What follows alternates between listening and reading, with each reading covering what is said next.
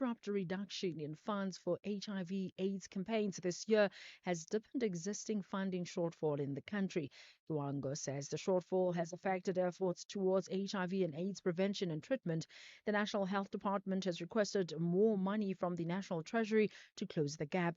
Kiwango was speaking at the World AIDS Day commemoration at Ramasamula in Limpopo. Meanwhile, Kiwango says South Africa has remained resilient in its efforts to eradicate HIV and AIDS in communities.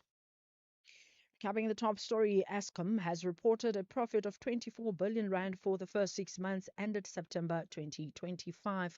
I'm on Dilambana for SFM News Headlines at 3:30.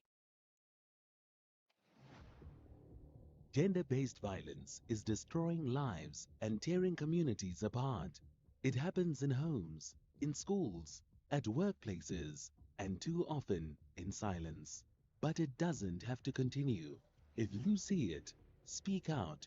If you are hurting, reach out.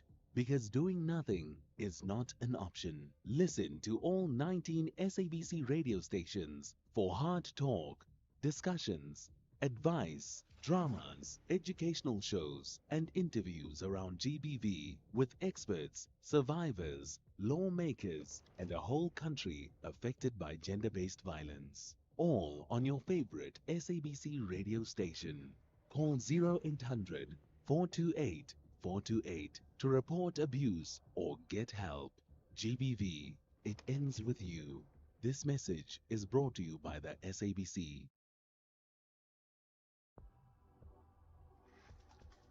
Ashraf Garda on the National Pulse. Well, it's a Monday afternoon. This is the National Pulse. I trust you had a very good weekend. And it's a weekend that ended with the president of the country effectively reflecting on a whole range of issues.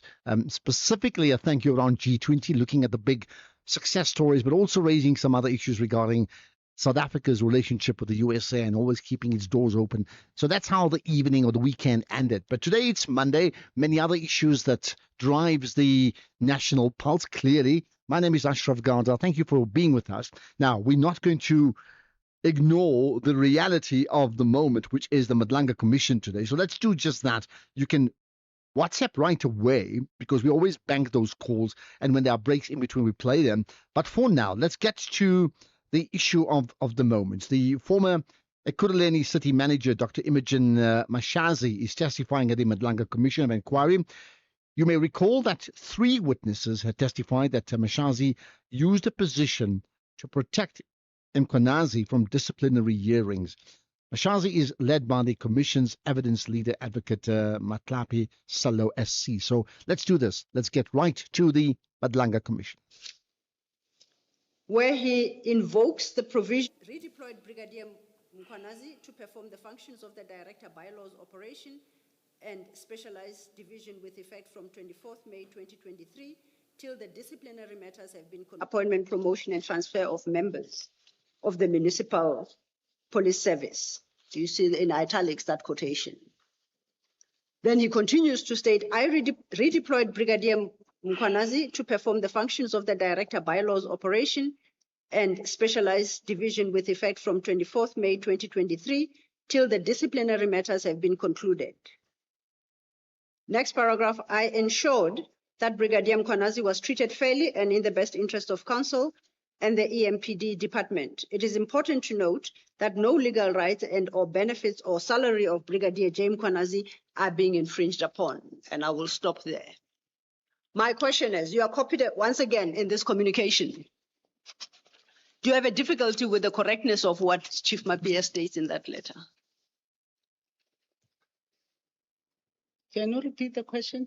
Do you have a difficulty with the correctness of the content of that letter?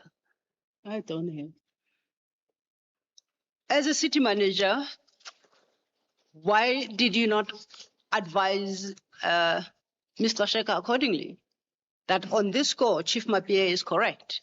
You cannot direct that he redeploy. After he has deployed Mr. Mkhwanazi to this one unit, you cannot direct him to redeploy because Section 64C2B, as quoted, actually gives him the exclusive power. Why didn't you do so? to correct Mr. Sheka's error? I think in my package or whatever, there's a letter where Chief of Police wrote to me and complaining about Gasheka and the process and so forth, where I addressed Gasheka and also General Mukanazi. That We'll deal with that. I think that was in relation to the appointment by the I'm 55. to say I did something about this and there's a letter to that effect. No, what I'm pointing out to you, Doctor, is that letter, and we will get to it. It's in relation to the appointment of the 55 people to various posts by Mr. Mkwanazi. So we will get to that letter. This particular correspondence we are dealing with relates purely and solely to the redeployment by Chief Mapieye of Mr. Mkwanazi, as he says, pending the conclusion of the disciplinary processes. My question to you is, if you accept that he's correct here, as a city manager and copied on this communication, why didn't you correct Mr. Sheka to say you're going down the wrong lane? As I indicated that Mr. Sheka, maybe she's not aware of the SEFS Act, because everything is based on the SEFS Act in terms of the powers that are assigned to the Chief of Police. Her understanding, I assume, that it was through the Systems of Delegations and Municipal Systems Act.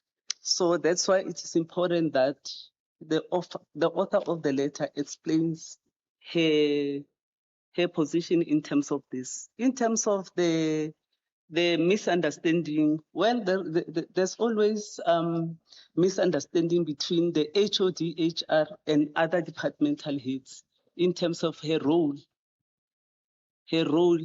as an enabler. Remember, she's playing a supporting role towards all the departments in terms of recruitment, discipline, and so forth, because labor relations, it is one of her functions. Chief of Police is one of the HODs that would have challenges with how she did things. But at some point in this letter, in this documents, I address the issues about the other overstepping her powers. Perhaps let me assure you, the author of these documents will definitely come to the commission to explain. I am not, and I cannot expect you to speak on her behalf. She'll speak for herself. My question to you was slightly different. You said you accepted the correctness of what Chief Mapieye states. And I'm asking you, why did you not intervene at that stage to draw Ms. Kasheka's attention to the fact that on this score, Chief Mapieye is correct? In terms of my recollection, I don't want to say I did or I did not. Remember, these things happened in 2023, and I'm actually dealing with a lot of issues, to be honest, and I cannot be expected to remember each and every letter that was CC'd to me. As I indicated, that I'm running a big metro with 26 departments, over 18,000 employees with different challenges. So it is important to know that at some point, some of the things will actually not be dealt with accordingly in terms of my responsibilities as an accounting officer. But surely in this regard, there are a handful of HODs who report directly to you. It's not about the thousands of employees within EMPD or within the city. Surely that you can deal with in your daily life at work. As an accounting officer, don't you give guidance to your direct reportees? I do. Okay. But your guidance was required here. What happened? But you say you don't remember whether or not you gave it. Yes, I don't. I don't remember, to be honest, ma'am, whether I did or I did not. But all I remember, because there's documentation here, I addressed the matter. When and how?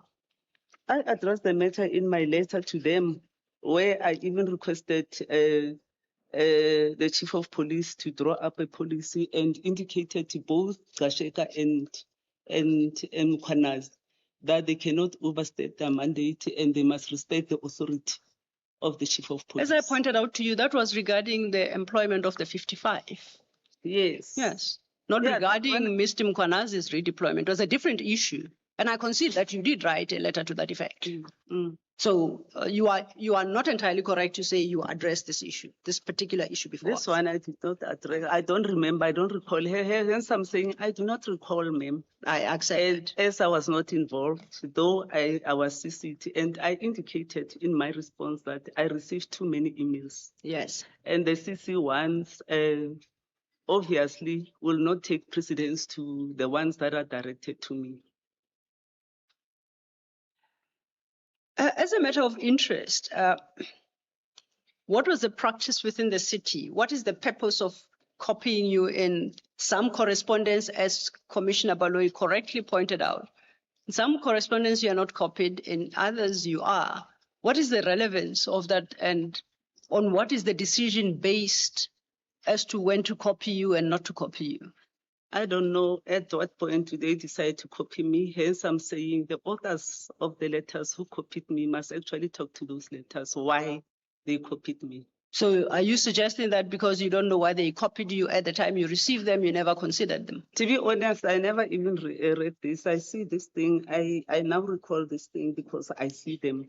But as I indicated, these things, they happened in 2023, and you can imagine the amount of work and the emails that one receives on a daily basis. They are too much.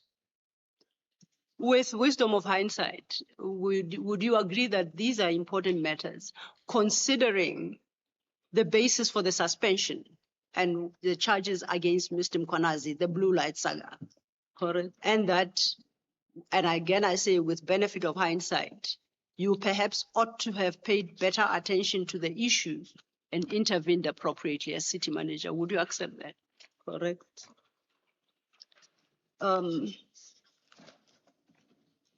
I would like to move on to another question. And this time, I think we have... Sorry, Advocate. Yes, yes. Is it a different topic? It's a very different topic completely, Commissioner, please. Okay. Go ahead. I would like Dr. Mashazi to address the specific allegations by Chief Mapieye and Mr. Ngiza to the effect that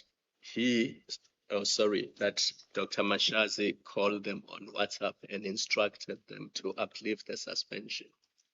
Because that was a specific allegation and she deals with it in the statement. And in fact, that is what I was leading to when I say it's a different topic. By different topic is from the iPad and all that. Maybe but that is exactly where we are headed. If you didn't hear all what Commissioner Khumalo said, Commissioner Khumalo referenced allegations by Chief Mapieye as well as Mr. Ngiza that you intervened directly and you directed that the suspension of Mr. Mkwanazi be uplifted. That's what he was referencing.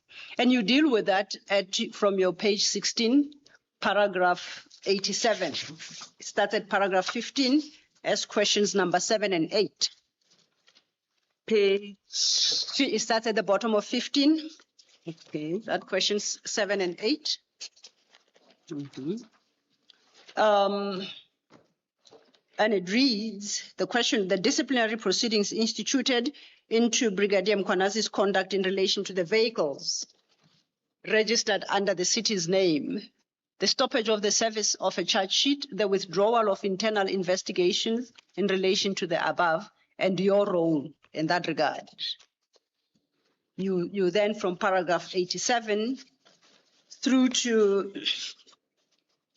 paragraph 112, respond to the two questions at the same time. Would you like to provide a summary of your responses to those questions to the Commission? Firstly, I'd like to indicate that I did not stop or interfere in the withdrawal of the investigation, or did I stop the department from charging Brigadier Mkwanazi? And I also deny the fact that I called both Chief of Police and Xolani Ngiza through WhatsApp. My phone is free for any investigation through the relevant authorities to check if I did make that call or those calls. I deny that I ever called them to stop the investigation, nor stop the disciplinary action. Can I ask a follow-up question, Dr. Mashazi?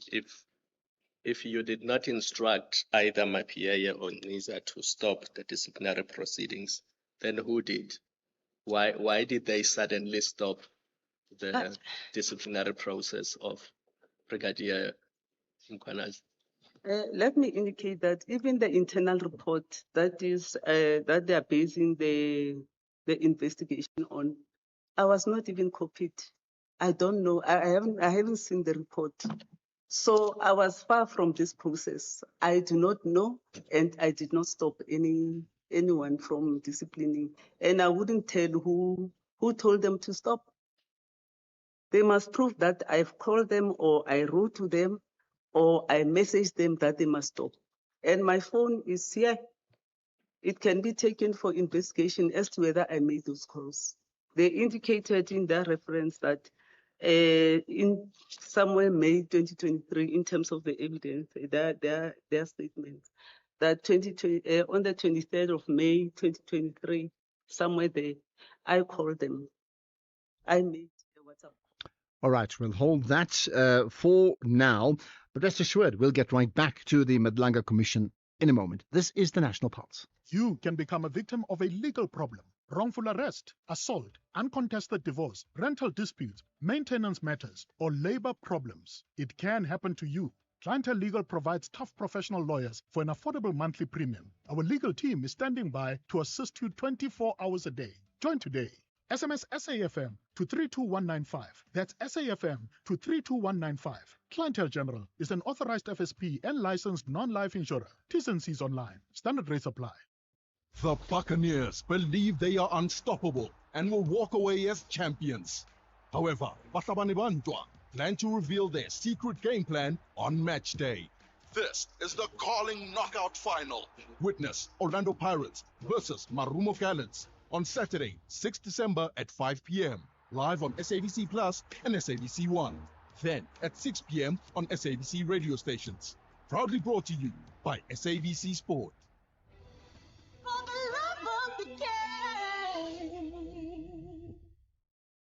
The Eastern Cape MEC for Finance, Mlungisi Mvogo, will on 4 December 2025 table the medium-term budget policy statement. He will outline adjustments to the 2025-2026 budget and highlight key policy priorities for the medium term. Follow MEC Mlungisi Mvogo and the Eastern Cape Provincial Treasury on Facebook for further details. You're listening to the National Pulse. And the National Pulse is certainly is. Now, I'll tell you what, you can certainly bank your voice notes by sending it to us right away via WhatsApp to 0614 104 107. We won't take any live calls, not for the moment, because we don't want to miss a beat regarding the Madlanga Commission. Let's get right back to it. In February 2023, and they informed you about the media inquiry of the blue lights from Jeff Wicks, the investigation, and that steps are to be taken against Brigadier Mkwanazi. And according to both of them, Chief Mapieye and Mr. Ngiza, in their testimony, you were supportive at that point that whatever action needs to be taken against Brigadier Mkwanazi they should act as they deem appropriate. Is that testimony incorrect? It is incorrect. So you didn't. I never met with them. You did not meet with them at Dada Motor World on the 16th of February 2023. Yes, ma'am. If I want to have a meeting with officials, especially a meeting that concerns official matters of the city, I hold my meetings in the office. Yes. And I do not understand why would they choose to say they met me outside. So their statement is untrue, and I cannot respond to their allegations. Is this place where Mr. Ngiza claims they met you familiar to you, that Dada Motor World? Is it a plane? You don't need to give me details. If the answer is yes, it's yes. The answer Otherwise, is it's yes. it is familiar to you. I know the area. Why do you think they would be dishonest about something so benign? We went and met with the city manager to report to her what we are planning to do, which is to discipline, and she was supportive of it. I mean, they're not casting you in a bad light. Why would they speak? Would they lie about something like that? Obviously, the two. Ngeza was dismissed from the city. He's disgruntled, and he turned this commission to come and air his grievances. He was dismissed for dishonestly preventing for dishonestly presenting false qualifications. Yeah, well, I guess and if you may allow me to interrupt you, I know Yeah. you want to speak to that, but my question in particular, more directly, Yeah. is Why would what this testimony that I've summarized to you, it doesn't cast you in any negative light at all. And so my question is, why would they lie about something that in fact is in your favor? I don't know. They may answer that because I don't know. I'm not aware of that meeting, and I deny everything they said about it. Thank you. Can I just ask a follow-up question, Dr. Mashazi? Are you saying that the first time you became aware of the so-called blue light scandal was when you saw the IPID report in September 2023? Exactly correct. So something which was in the news and cast the municipality in a bad light, you saying for about 6 or 7 months, you were not aware of it and nobody told you about it. I was not aware. I became aware with the IPAD report. Remember the department is in Kempton Park, and whatever they do that side, I'm not aware of what is happening. And in terms of the news, to be honest, because I'm being actually bullied by the media, I don't read, and I don't watch television, to be honest. And because you were copied on all the internal letters dealing with Brigadier Mkwanazi's suspension, did you never bother to inquire what the suspension was about? I didn't. As I indicated that I received numerous emails, and the CC emails to me, they would not take precedence to emails that are directly sent to me as an accounting officer. Thank you, Commissioners.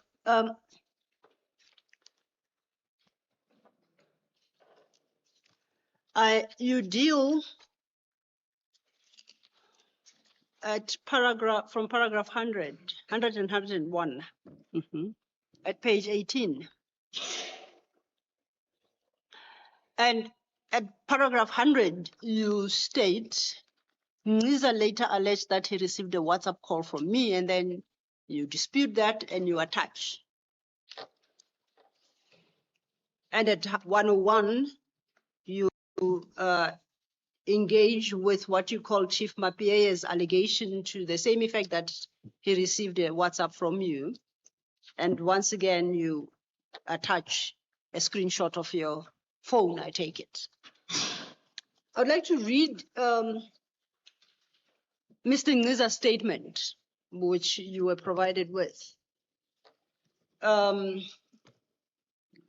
paragraph 46 of Mr. Ngiza, I can read it out unless you want to satisfy yourself that I'm not putting words in his mouth. Mr. Ngiza states, on the night of the 23rd of May 2023, I received a missed call from Dr. Mashazi. I called her back some 30 minutes after the timestamp of the missed call. She had found out about the request for the extension of Mr. Mkwanazi's suspension period. In that call, Dr. Mashazi was virulent, aggressive, and accused me of being personal, hateful, and that I was targeting Brigadier Mkwanazi. She yelled at me and told me that Chief Mapia and I hate Julius. We are too personal. During the telephone call, she told me that kinagana gore ke masepala wa ka. I think it's my municipality, meaning that I think this is my municipality in Setswana. He attaches a date to it. He says the 23rd of May. So that's the allegation advanced by Mr. Ngiza, let's go to your annexure IM17, which you invoke to challenge the correctness of Mr. Ngiza's statement, and that appears as your annexure IM17, page 55 of your annexure file. Okay, we're going to just break away from the Madlanga Commission for the moment. A reminder once again that you can add your own thoughts and your comments about the Commission, but also any other issue that for you moves the national pulse. It may be, I know it happened last night regarding the President's address to the nation, but you may pick up on that and any other of the moving stories. To do that, it's 0614 104 107. You got that? 0614 104 107. You can also tweet with the hashtag The National Pulse, tag SFM Radio, and do tag me. Right, coming up in a moment, it's the news headlines with Ondela Mbana. If it ain't broke, don't fix it, they say. But my toaster isn't broken exactly. It just lands my toast on the kitchen floor. You see, some things only kinda never work. Like a financial plan based on generic advice. That's why Momentum accredited financial advisors take the time to understand you, and only then apply their expertise. Advice meets your context. Momentum, your journey to success. Momentum is part of Momentum Group Limited, an authorized financial services and registered credit provider.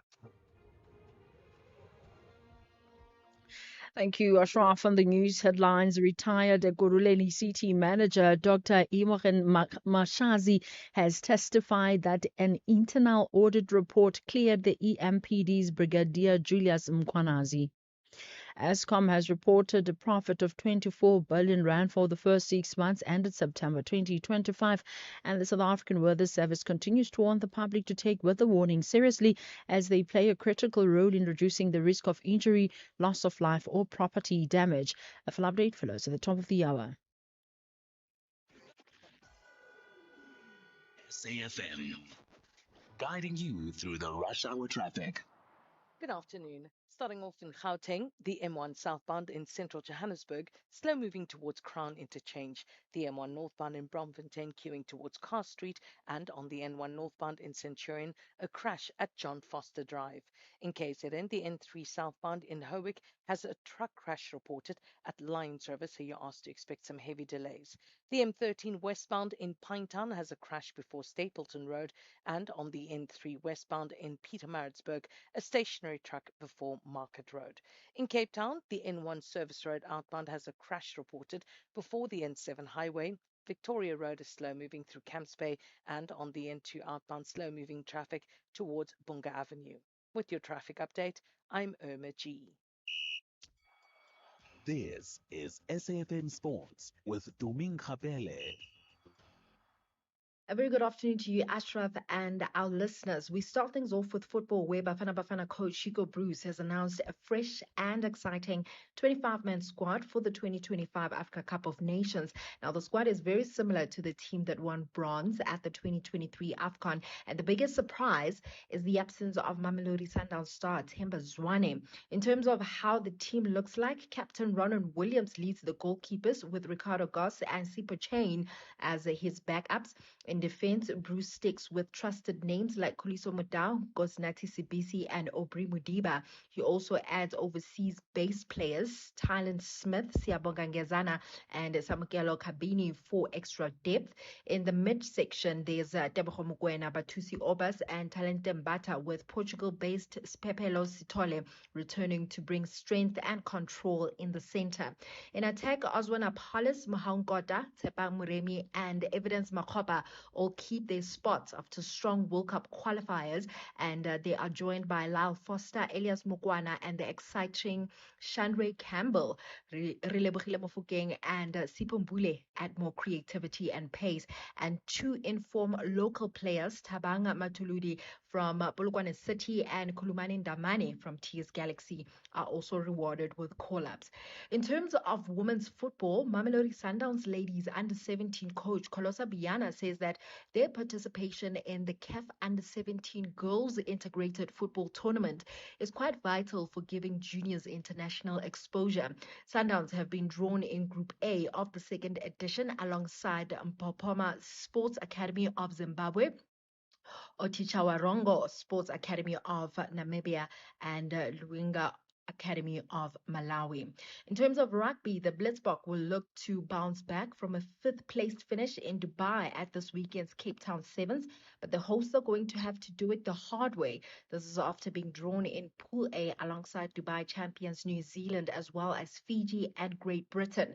Now, the Blitzboks are waiting with bated breath over the fitness of two key players in playmaker Selvin Davids and powerful forward Ryan Oosthuizen, who both failed to finish last weekend's Dubai tournament. The first pool match at Cape Town Stadium kicks off at 10 a.m. on Saturday when the women's team of Japan and Canada go head-to-head, and the action will conclude shortly before 8 p.m. In cricket, Travis Head says that he's ready to keep opening the batting for the Australia side if that's what the team needs to win the Ashes. Head stepped into the role when Usman Khawaja suffered back spasm and hit 123 of 83 balls to guide Australia to victory. Khawaja has since recovered and remains in the 14-man squad for the second test at Gabba, but his place is uncertain given his recent poor form. The second test starts from the 4th of December.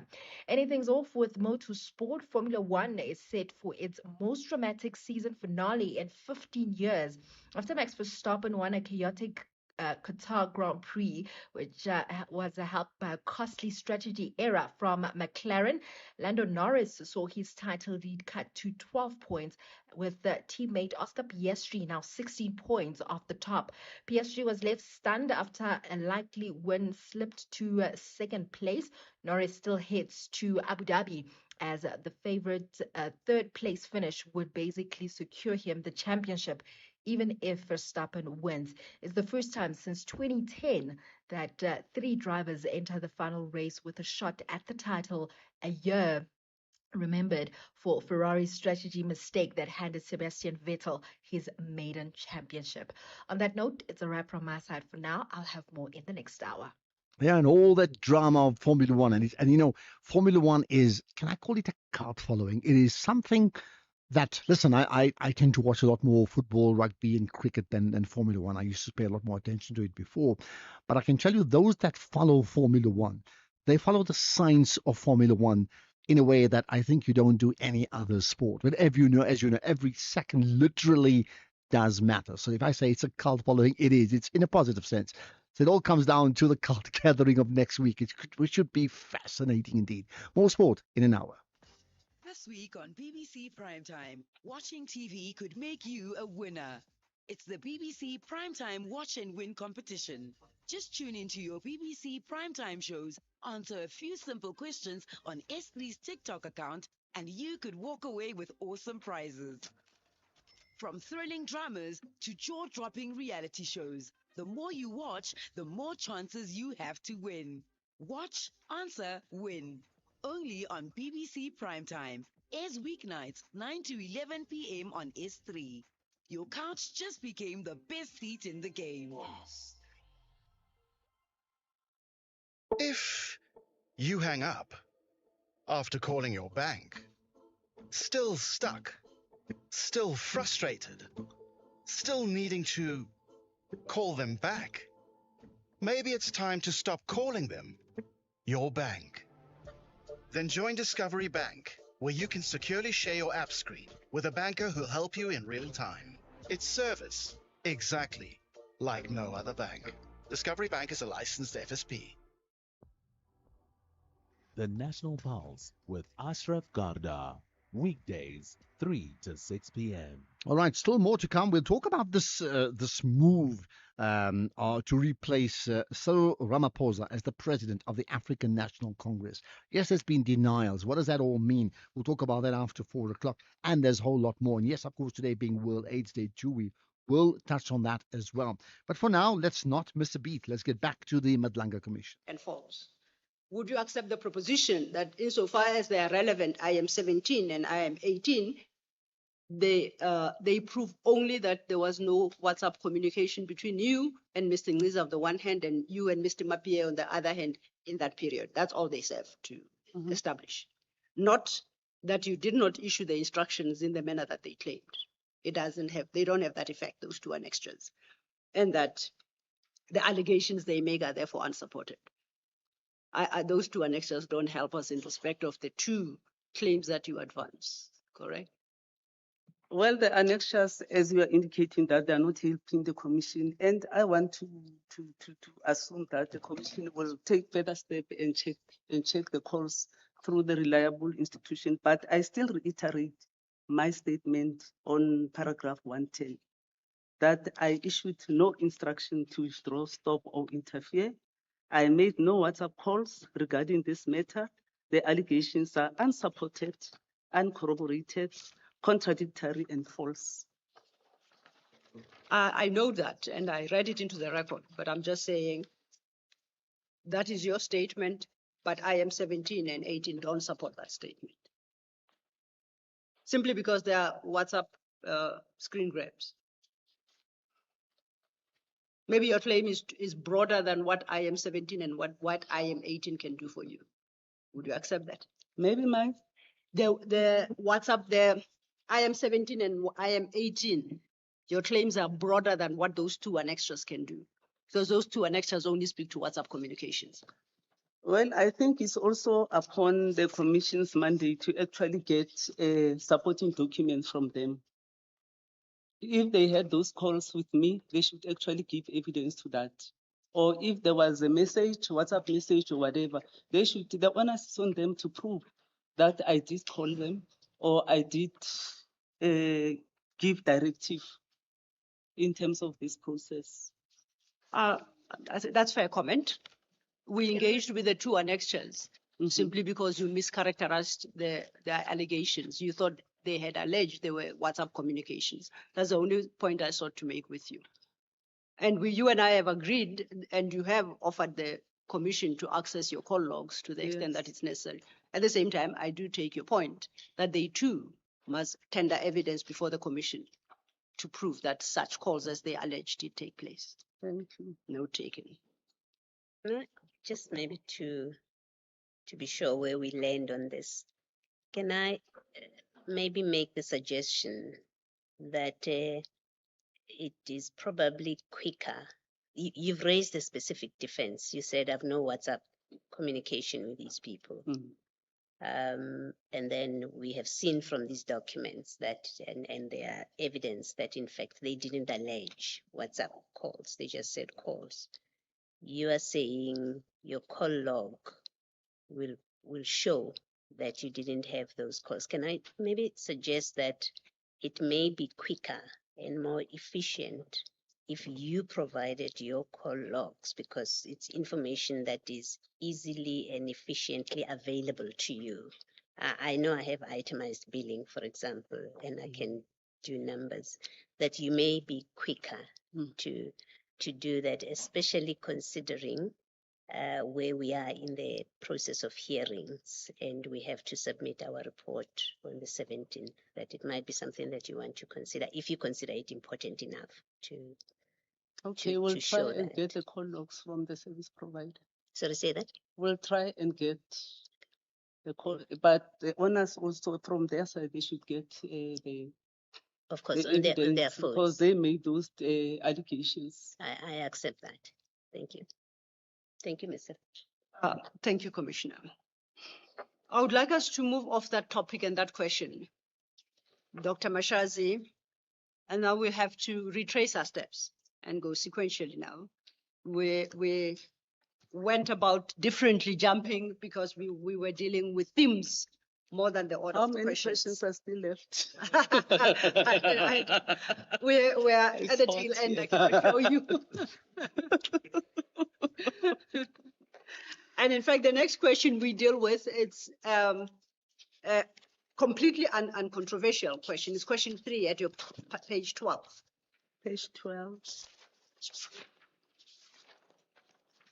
And this question arose because some witnesses referenced this particular policy and highlighted what you stated your paragraph 71, that there is a policy called Ekurhuleni's Grants, Donations, Sponsorships and Gifts Policy. And that in terms of that policy, only the city manager may authorize acceptance of donations. And that you highlighted 71. the question was posed to you to confirm whether their interpretation of the policy is correct. Correct. And my reading of your response to that particular question from paragraph 67 to paragraph 74 is at least that is one point you agree with the witnesses that came before, that only you can authorize those donations. Correct. So, see, we're done with the one question already. That leads us then to question 4. Can I just Yes, absolutely. to close this off? In paragraph 71, it says donations and sponsorships may be accepted only if they do not create expectations of reciprocal benefits. That's a policy position. So, and I think, and the answer may be obvious, but let me put it to you anyway. If Medi 24, I think that's the name of the company, or even VIP Cat Protection, if they made the donation to the alleged donation to the city, if they did that with the expectation that in return they will receive business or favorable consideration from the municipality in the business of the municipality, that would offend that policy position. Is that correct? Correct. Okay, thank you. Okay, so maybe it's fair to explain to the witness what the donations relate to. My recollection is that there was the 300,000 for the cadets, and then there was the donation of 4 vehicles. Indeed, I don't have a challenge with that. As I indicated, the question was posed to her because that is, in terms of policy, her power, just to confirm on record that there is firstly such a policy and what it governs, firstly, and secondly, that only she as city manager may approve donations. So the inference to be drawn from her confirmation would be that any other donation that does not conform to the terms of the policy is ipso facto null and void. Dr. Mashazi, maybe the donations we are dealing with in this commission, only 2 have been mentioned. One was a donation of 300,000 for the training of the cadets. And then the other one was the donation of the 4 vehicles by CAT Protection Services or Security Services. You can confirm that you did not authorize or accept those donations. I did not authorize, no accepted donations. And if anybody had accepted them on behalf of the city of Ekurhuleni, that would be contrary to the prescripts that apply. Exactly. Thank you. Thank you, Commissioner. Let's move then, Dr. Mashazi, to the next question, which is question 4. And this particular question required you to state your role, if any, in the implementation or failure to implement the criminal record vetting process initiated by Chief Mapie on 21st December 2021, in terms of which all EMPD employees were required to be vetted in terms of the National Strategic Intelligence Act 39 of 1994. You recall. And then you provide your response to that in 4 paragraphs, paragraphs 75 to 78. If you could summarize for the commission your response there, to, if you had a role at all in stopping the implementation of the process to vet members of EMPD. Thank you, ma'am. The chief of police had a right to vet officers on an annual basis. That was his responsibility. As an accounting officer, I do not get involved in the vetting process, and I never stopped any vetting process or called anyone to stop the vetting process, as per the evidence that was given here that Mkhwanazi said he called me. He never called me, and I never entertained anything that is contrary, because my problem is in the EMPD, it is alleged that more than 500 officers have criminal record, and it is the duty of the accounting officer of that department, which is chief of police, to ensure that each and every official, whether junior or senior, must go through the vetting process. And I cannot, as an accounting officer, stop that process for anyone. So you As you touched on it, the allegation was there had been a failure to comply with Chief Mapiea's directive for everyone to be vetted within EMPD, the officers of EMPD. And at that meeting, and one of the heads of the units that had failed to ensure vetting of his members and himself included was Brigadier Mkwanazi. Commissioner Spies testified that at that meeting that where Chief Mapieye was pursuing the implementation of the directive, Brigadier Mkwanazi became very angry and he called you to complain that he is being subjected to this process and that the requirement for vetting was not part of his employment contract. And having had that telephonic discussion with Brigadier Mkwanazi, you directed that Brigadier Mkwanazi and his team not be subjected to vetting. Are you saying that that conversation never took place at all?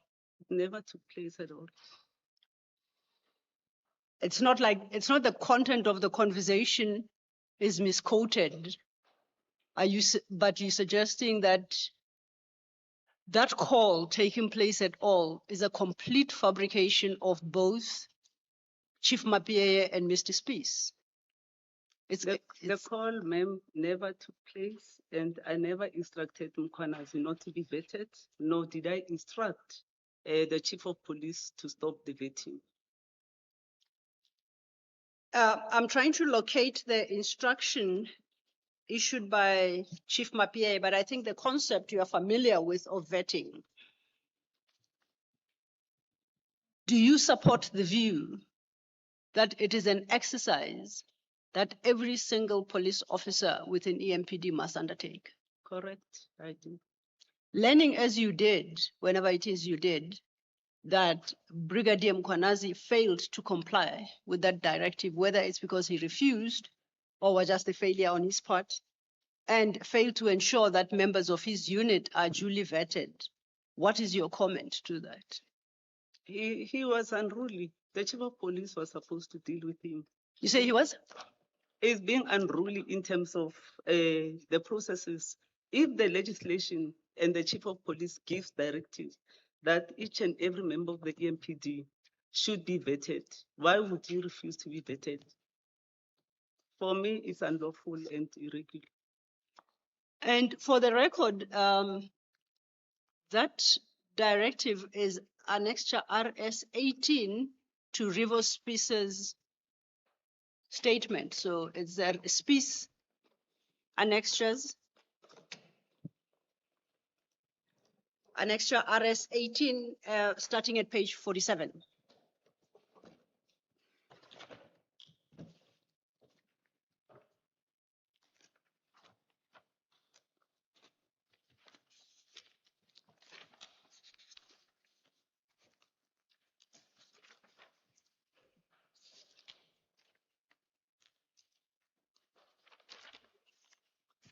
Have you located it? Yes. This is dated the 21st of December 2021 from IJ Mapieye, Commissioner Chief of Police, EMPD, and directed to all divisional heads, all EMPD employees, EMPD. Now it starts by stating a requirement, according to Chief Mapieye, as reflected in the 4 pieces of legislation that he invokes. And he states it's a standing requirement that the criminal record status of all employees of EMPD be verified on an annual basis. Then he lists 4 pieces of legislation. Do you see that? Yes, I do. Do you agree with him in that regard? I agree with him. I would like to understand your attitude towards compliance with that requirement as a city manager. How important do you think the issue of compliance is? It is important. Highly important. The issue of compliance, like vetting, it's important that these people are vetted, as there's generally complaints that they're taking bribes and so forth, and some of them are involved in criminal activities. For me, it's important as an accounting office that they should be subjected to vetting. As a city manager, what steps have you taken to satisfy yourself that at least Chief Mapieye as a head of that EMPD department, complied with the requirement for vetting? Remember, when he did this vetting, it was never addressed to me that I am vetting If my I may, junior if I may officials. interrupt you, maybe I put my question inelegantly. My question to you was, if you appreciate the correctness of that statement he makes, that it is a legal requirement, and I accept that it is one you believe in, you confirm, and then you take seriously. Now, speaking to a city manager, what steps, while you were city manager, did you ever take to ensure that at least police officers within EMPD from Chief Mapieye are duly vetted as prescribed by those 4 pieces of legislation? What steps did you take? When the vetting process, the whole vetting process, that there is at full compliance with the requirement of vetting. Did you ever seek to satisfy yourself? Let me explain how Yes. the process works, ma'am. Okay. Chief Mapeya is vetted at the point of appointment as a senior manager. Then it is his responsibility in terms of the legislation to vet his junior officials, wherein the accounting officer does not get involved. Okay. I accept that. Was the accounting officer satisfied that Chief Mapieye discharged his duties in that regard? Exactly. These are police officers whom we provide with inter alia weapons to carry around. I'm asking about the steps you took to satisfy yourself that Chief Mapieye has discharged his duty. Did you take any in the time that he has been the head of EMPD until your retirement? And I ask this question simply because you said the requirement is correct. The requirement is stipulated by those 4 acts, and that is one that you take seriously. Now, I want to test the seriousness with which you relate to that requirement. What steps did you take? Because personally, I must say, it concerns me that there are police officers through our payments, we provide weapons to, and a significant number of them are not vetted. Their criminal record status is unknown.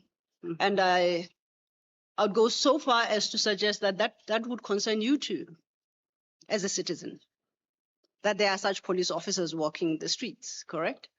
Correct, ma'am. Now, as a city manager, what steps did you ensure that it doesn't happen in Ekurhuleni?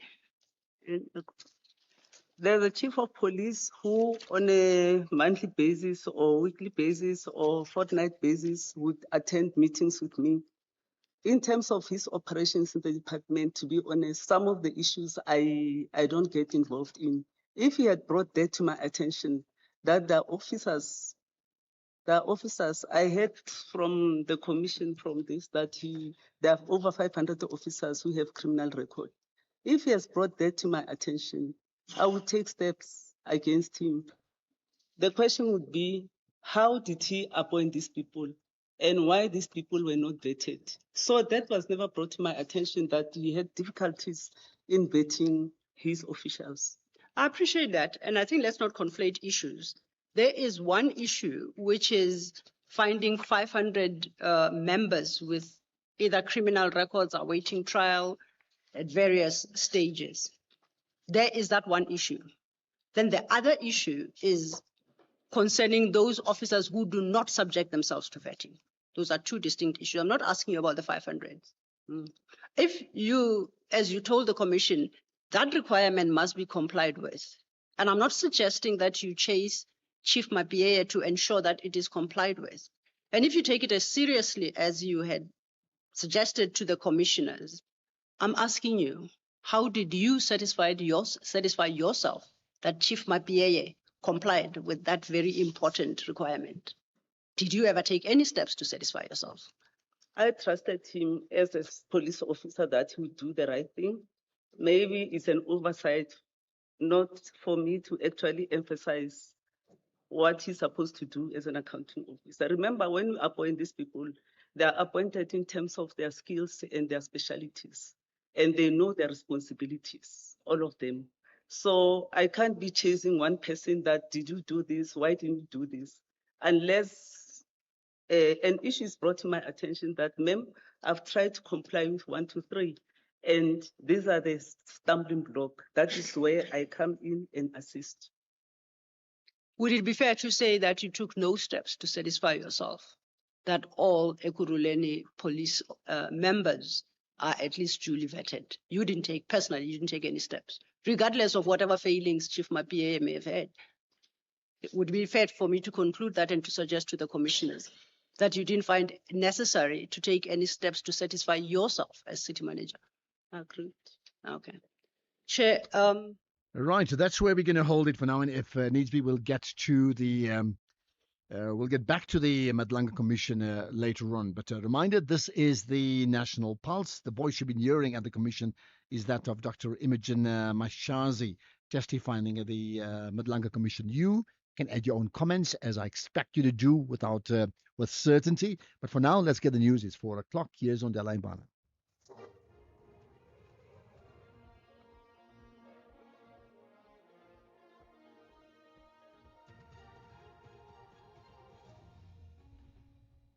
Thank you, Ashraf. On the top stories, retired Guruleni CT manager continues a testimony at the Madlanga Commission, and Eskom records an improvement in its finances. For SFM News, I am Ondelambana, and a very good afternoon.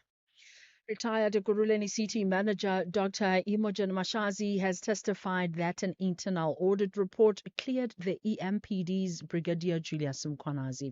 This is despite an IPID report which recommended that Mkhwanazi, who has been suspended, must be charged and disciplined in connection to the Blue Light saga. Evidence before the Madlanga Commission has revealed that Mkhwanazi unlawfully signed MOUs with CAT VIP to unlawfully fit the blue lights in Matlala's private vehicles. Dr. Mashazi's evidence is being led by advocate Mahlape Sillo. what in the report, what wording appeared in the report that gave you such a definitive and conclusive understanding of the outcome of the internal audit exercise? Did it say, this report clears Mr. Mkhwanazi? Did it say, following extensive investigations, no wrongdoing could be established on the part of Mr. Mkhwanazi? I'm trying to understand, what was the wording, as you recall, of the report that led you to conclude as you did, and you communicated to the journalist accordingly?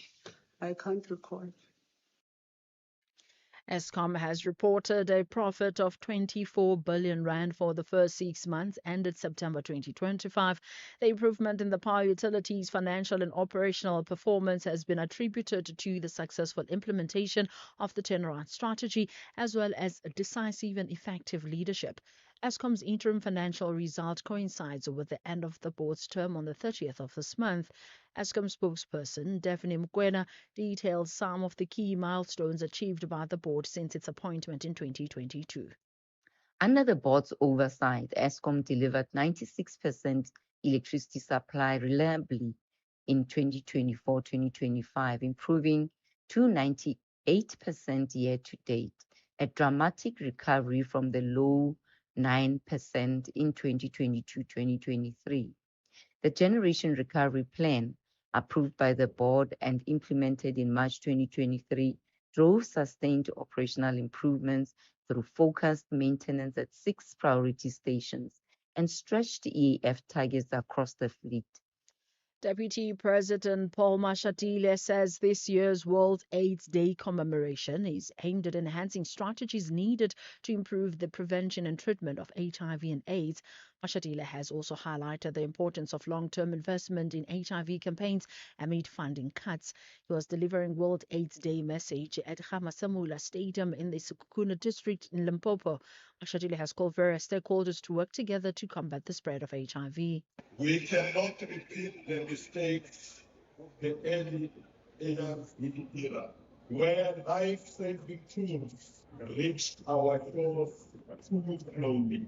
This time, we move with agency, with foresight, and with unity. Lenacapavir is not just a drug, it is a symbol of what becomes possible when science, political will, and community demand me. The South African Weather Service continues to warn the public to take weather warnings seriously as they play a critical role in reducing the risk of injury, loss of life, or property damage. This after severe thunderstorms left a trail of damage across Gauteng, Limpopo, and Mpumalanga after a level 4 warning was issued yesterday. Pretoria North and the Gauteng's East Rand were among the hardest hit for Costa. Lihlohonolo Tobela says climate trends show more frequent and intense storms for these provinces. The warning highlighted the potential for large hail, heavy downpours, as well as strong winds. All of the impacts were realized as severe thunderstorms intensified over these regions into the evening. The public is strongly urged to take weather warnings seriously as they play a critical role in reducing the risk of injury, loss of life, or property damage. The impacts clearly demonstrate how quickly weather conditions can deteriorate once thunderstorms intensify. A Kenyan mother is demanding answers about her son who went missing after being lured to Russia for a security guard job only to end up in a war in Ukraine. Susan Koloba said she'd last heard from her son in early October when he sent warning he was being deployed on a high-risk mission. She says the recruiting agent later said he died and offered her $100,000 in compensation. He sent me a photo. He was dressed in a combat uniform. I asked him, "Are you sure this is the job you went to do?" He told me, "Mom, what could I have done? The job we were told we came to do has been changed." After a few days, he told me they had been ambushed. Recapping the top story, retired Guruleni CT manager Dr. Imogen Mashazi has testified that an internal audit report cleared the EMPD's Brigadier Julius Mkhwanazi. I'm Mondela Mbana for SFM News headlines at 4:30. And in your sports this hour, Durban City parts ways with Gavin Hunt, and Netball South Africa president explains why the Proteas chose Ellis Park for England Test Series. More details at 4:30.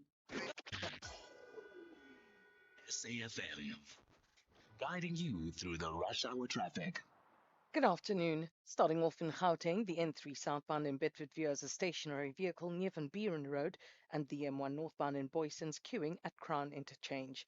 In KZN on the N3 westbound, queuing traffic towards the M13 Paradise Valley Interchange, and on the N3 southbound in Howick, a truck crash at Lions River, and you're asked to expect heavy delays. In Cape Town, Main Road outbound in Observatory is slow moving towards the N2 highway, and the M3 southbound slow moving towards Rhodes Drive. With your traffic update, I'm Irma G. 5 teams, one epic journey. No flights, no smartphones, just grit, maps, and pure determination. Race Across the World Season 3 is back, and the stakes have never been higher.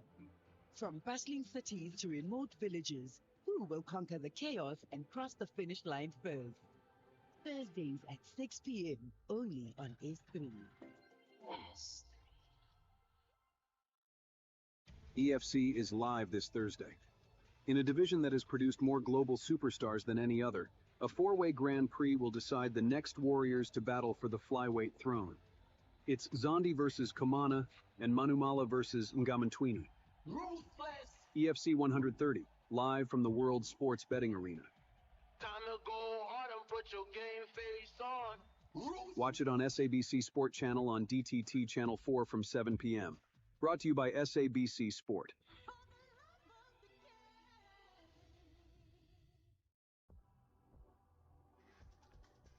The National Pulse with Ashraf Garda on SAFM. You're listening to the National Pulse, weekdays 3 to 6 p.m. Right, so there's been an adjournment, just a temporary, adjournment at the Madlanga Commission, so we'll come back. We will get back to that after they come back from their break. But this is the National Pulse, wherever you're in the country. In fact, where are you? Sometimes I forget to ask you that. I'd love to know where you are. So if you're up for it, you can let me know when you text message, and you can do that, via our WhatsApp number, which is the best way to do so. Or you can tweet as well to say, hey, this is where I'm listening in from to the National Pulse, just so that I know. Now, WhatsApp comments, you can send us a message right away via voice note 0614 104 107, and we'll take calls not quite now when the opportunity opens up. When you do call, save this number 086 000 2032.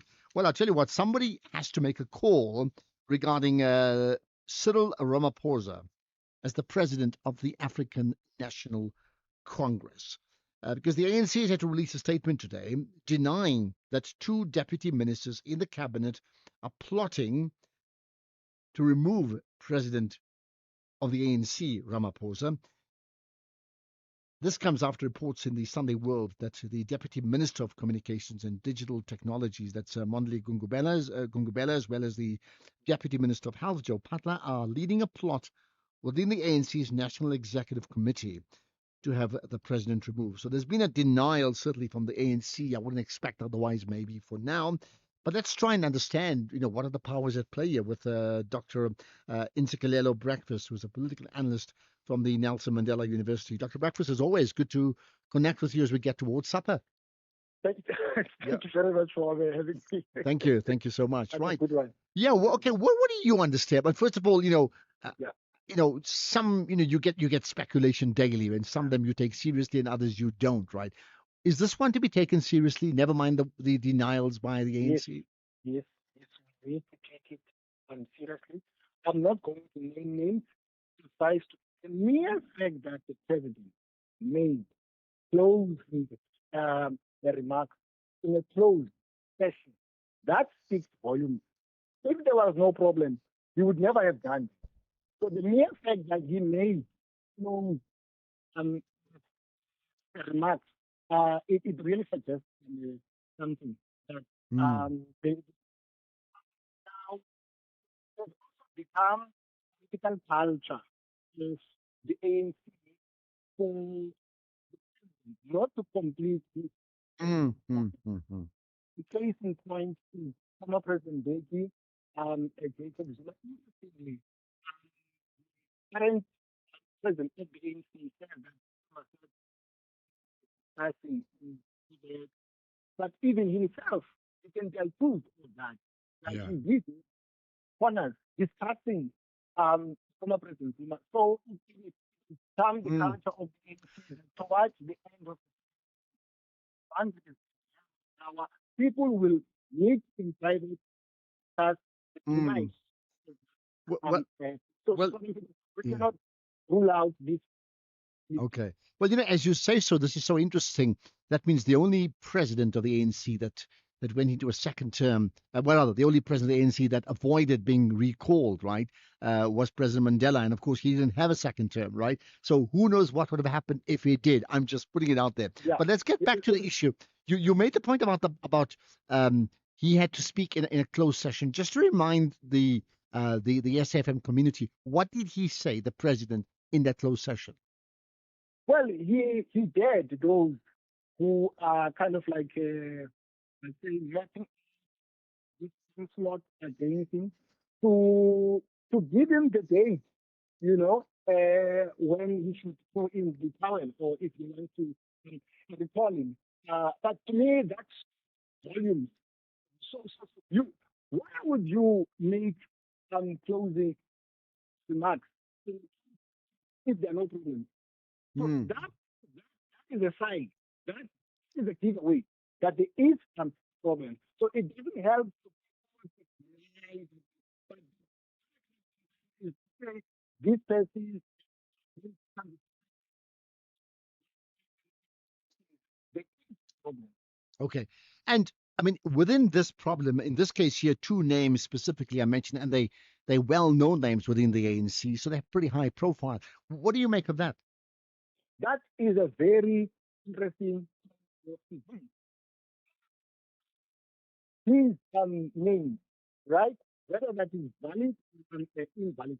These who were together with him, people who used to defend him. But I think be taken aback by the fact that this is no, because these people, they were ministers and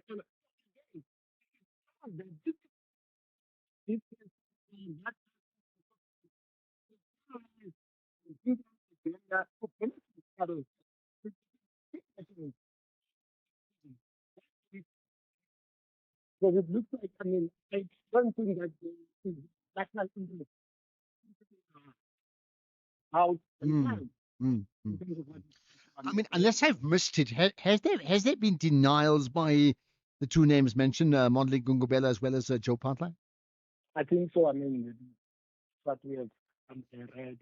And also, one thing that it will be very unlikely for the player had the knowledge in that, because then so they wouldn't acknowledge that in public. But the fact of the matter is there is a problem. The mere thing, in my view,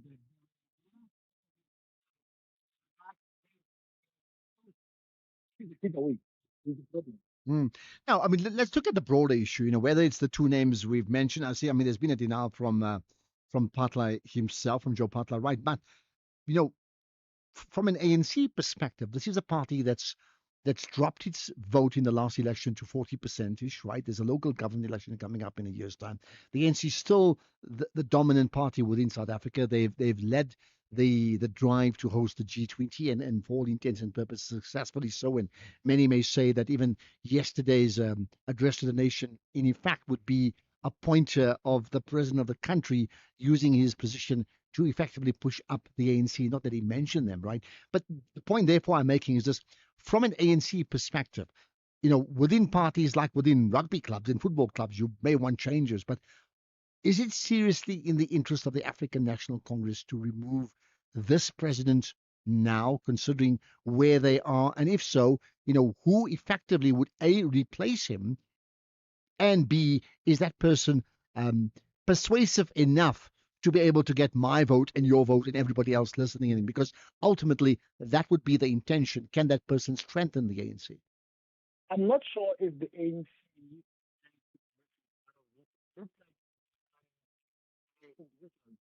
want to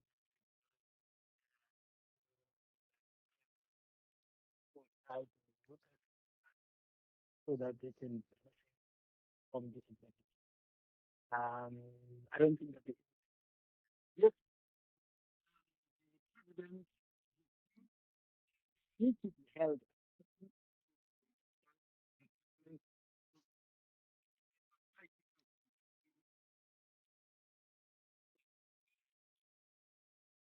accountable, has refused to be answerable in terms of the electorate.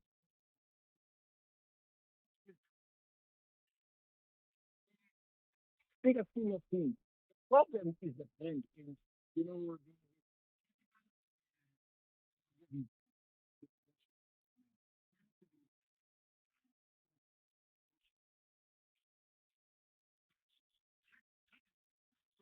brand has, doesn't matter. Even if you can bring forward, you can bring one thing is really on. But remember now, people are moving with the times. It is a strong net between rendering services, voting parties. If you don't give services to the people, partner, we have new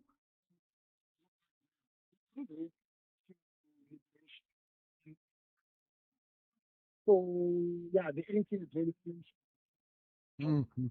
Now, let's assume in the best case scenario from an ANC perspective, or Ramaphosa's position, things just continue. He's able to stave off these challenges to him. In the worst case for himself, that in fact he is challenged and actually removed. What? And I know we don't have actual names besides the two I mentioned, right? But I mean, what direction then would the ANC take at this point in time? That means what's likely to happen to the ANC and South Africa? There are many possibilities. First of all, I mean, the way things are government level, it will be interesting what will be the posture of the ANC. Remember, the ANC is trying for fostering in the ANC,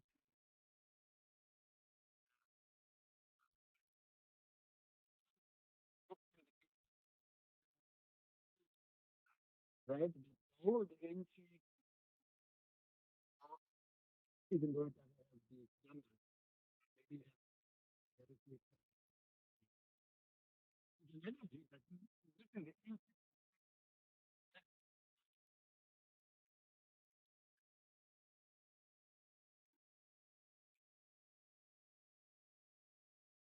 really, I mean, one thing that the ANC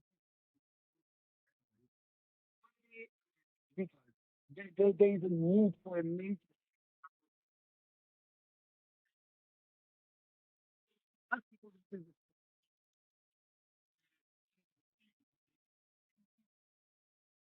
corruption, even these practices.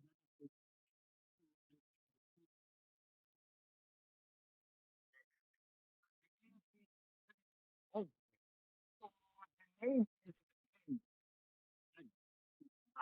Mm.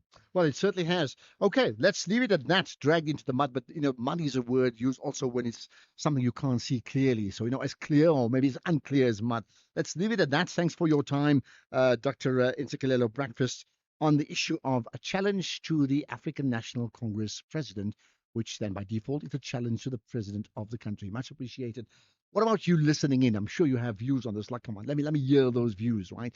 And if you are going to call in just now, 086 000 2032, WhatsApp 0614 104 107. By the way, today being World AIDS Day, just a thought, maybe one word that you may want to reflect on it when I say today's World AIDS Day. World AIDS Day. Yeah, what do you say? What do you feel? What do you think? Give me your one word or one line if you're up for that. Right. This is the National Pulse. Ashraf Garda is streaming live now on Facebook, YouTube, and X at SFM Radio. You're listening to the National Pulse. Right. Let's get back then to the Madlanga Commission. They're back from that short break. And as once again, you're going to hear the voice of the person you've been hearing for the major part of the day today, the former Ekurhuleni city manager, Dr. Imogen Mashazi. There was a meeting of senior management. You were not in that meeting, but Brigadier Mkwanazi was in that meeting. And in that meeting, Commissioner Spies, gave a report on the vetting issue and the fingerprinting report. He had a fingerprinting report to give in the context of the vetting issue. And then Brigadier Mkwanazi was displeased rather, about that process. And I'm trying to summarize his evidence. He says that he physically took, what I do say is that your section did not provide their fingerprints. This is Spies. He says this to Mkwanazi, and they refused to provide their fingerprints. I'm not saying you have a criminal record.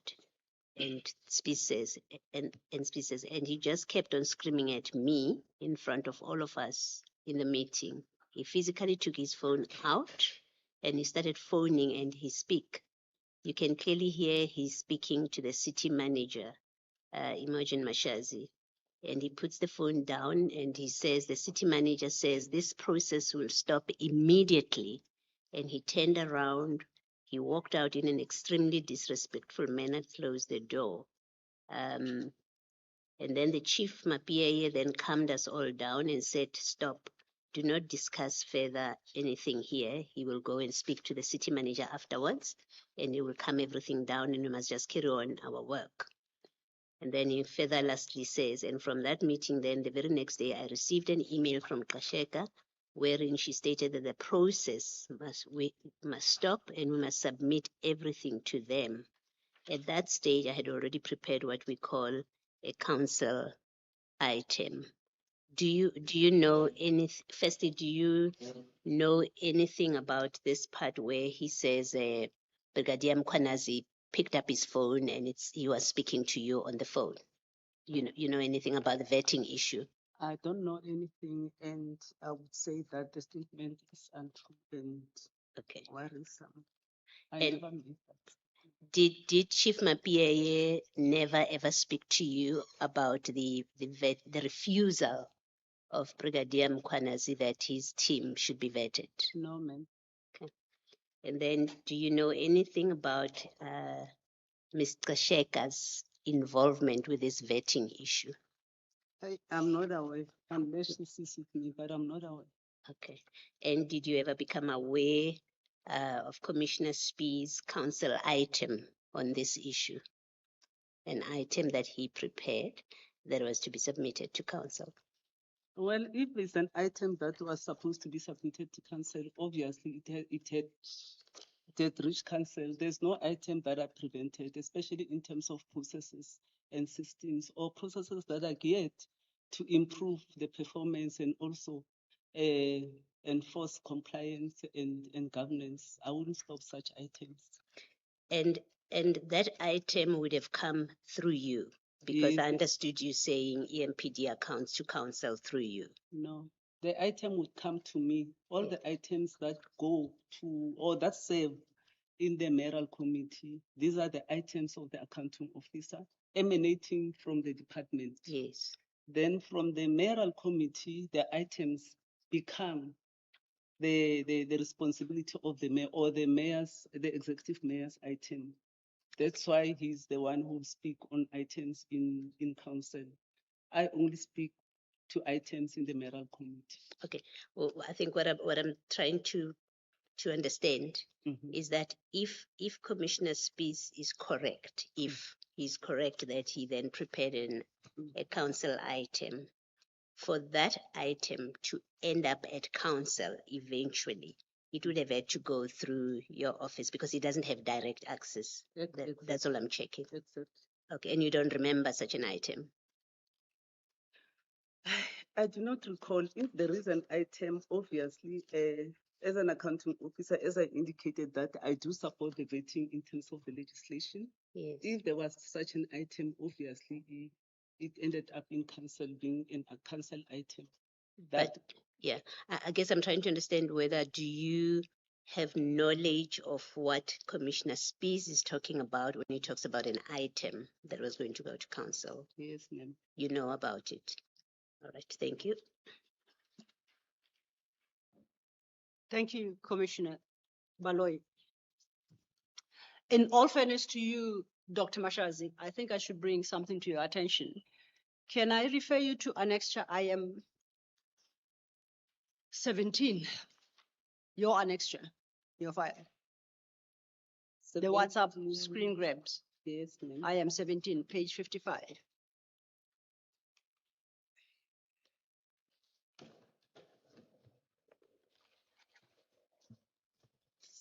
Page 17. IM 17, page 55. 55.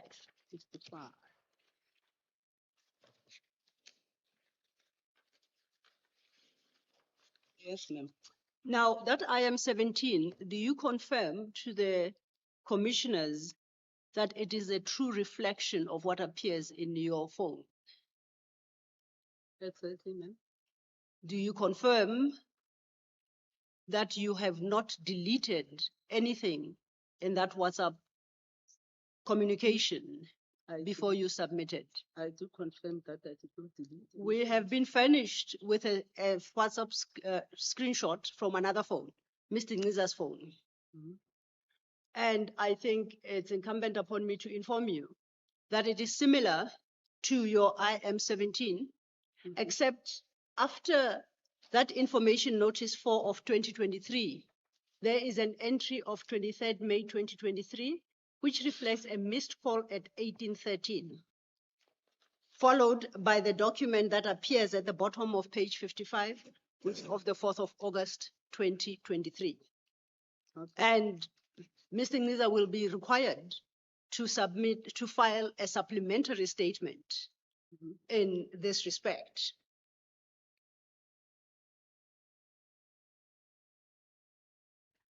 Well, we've just lost connectivity just for the moment, but not forever, but just for the moment. And hopefully we'll come back to that as soon as we can. A reminder that my name's Ashraf Garda. This is the National Pulse. By the way, I've met so many people over the last few days, again, listening to the show, and I really appreciate it. And I can tell you now, Keys and Timber, the members of the production team, would say ditto to just that. It's really important that we know we have you guys on side and we deliver to you. So welcome the feedback, whether we meet in person, whether you do it on social media.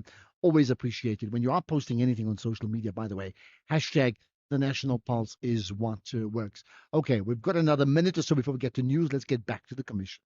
My comment is I do not have knowledge of that, and he must prove, or in fact, this must be proved by the service provider.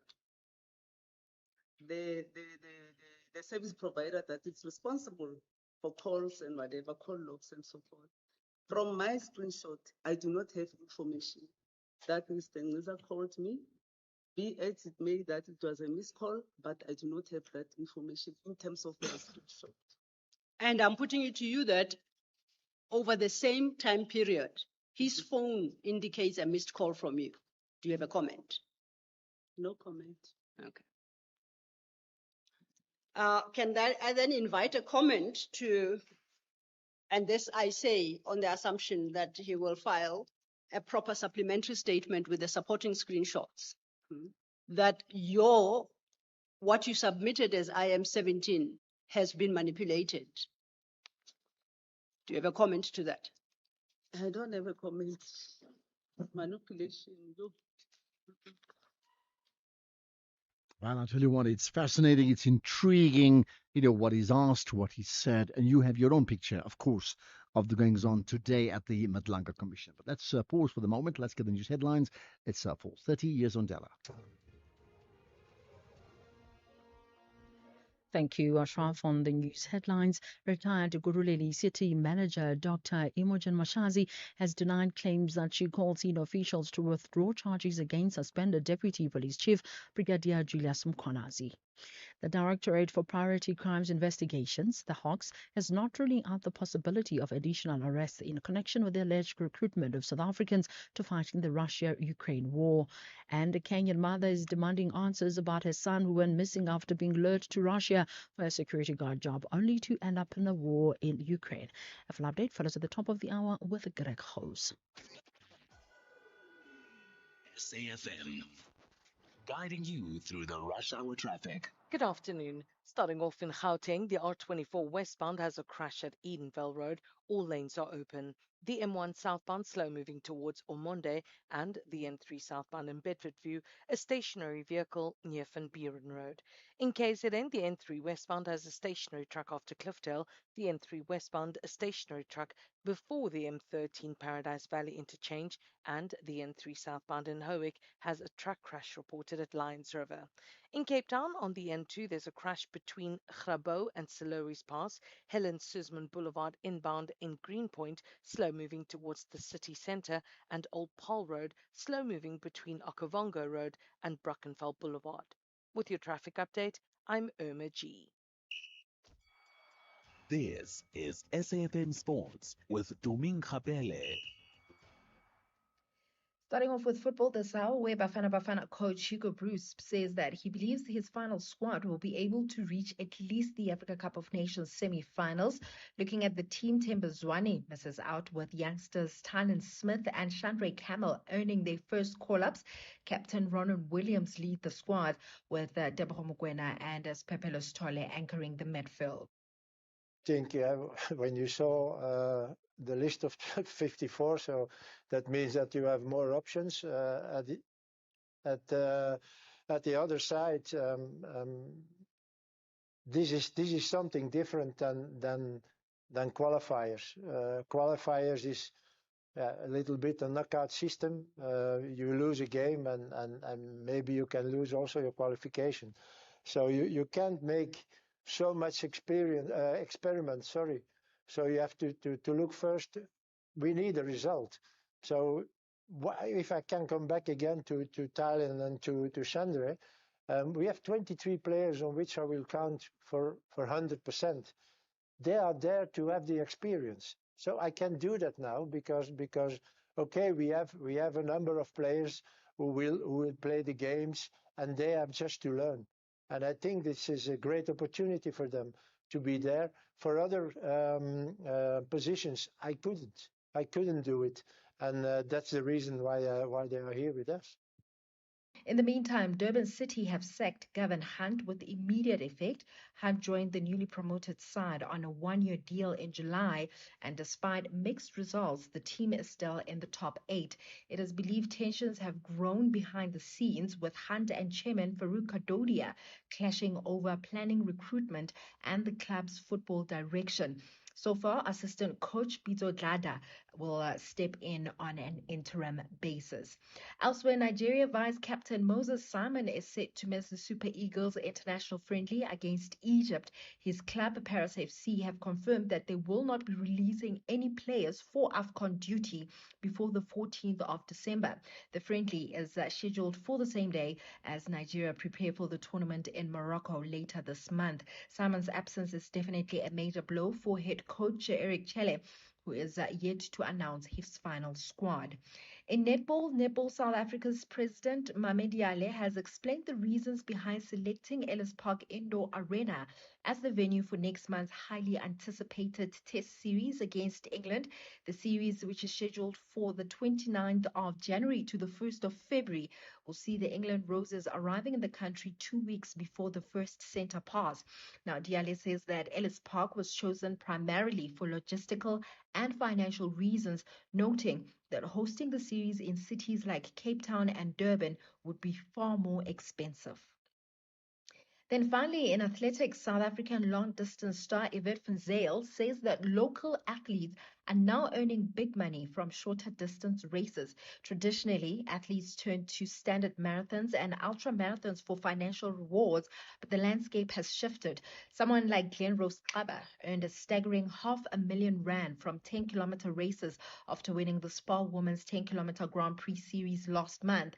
And Van Zyl, who pocketed only R50,000 when she first won the series back in 2010, says that runners today can earn R30,000 per race, excluding bonuses and record incentives, and she believes frequent racing is manageable as long as athletes balance their workload.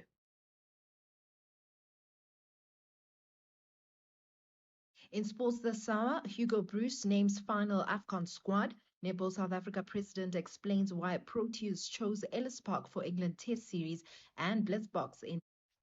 Okay, that's it for Tumi. In fact, we'll have another. There's been a misconnection between our connections because she's not in studio today. So just explain that, okay? Just so that you know. Right, more from Tumi in another hour's time, right? But it does mean we're going to chat to Makwe next. Economic news on SAFM. Facts and figures you can count on. Right, as always, Makwe Masilela from the Makwe Fund Managers has all the big news, business news, local and global. First up with news from Alexander Forbes. Makwe, hi, you there? I'm here. How are you, Ashraf? Yeah, And I'm if good good indeed. day You've to got, the listeners. thank you. You got news on the interims from Alexander Forbes, right? Yes, the guys, their total active members under the institution up 12% to 1.2 million. Operating income up 9%, supported by higher average asset under management, positive investment performance, inflationary increases, strong client retention, and robust new business flows.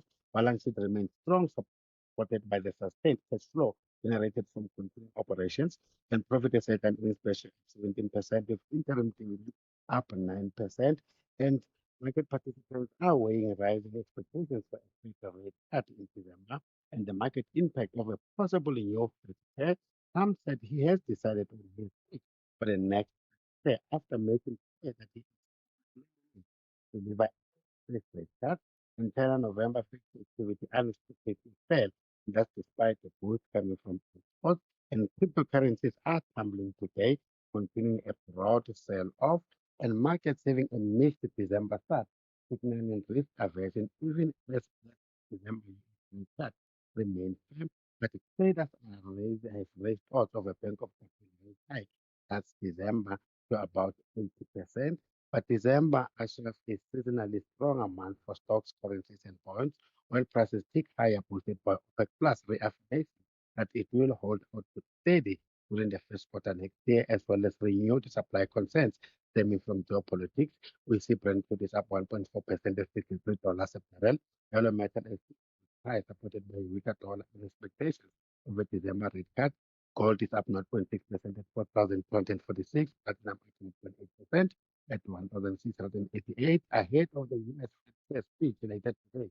Most investors move to the sidelines, but the JC is up 0.5%, driven mainly by our resources, up 2.3%, and the rand is 17.08 from 0.2% against the US dollar, 264 against the pound, and 19.88 against the euro.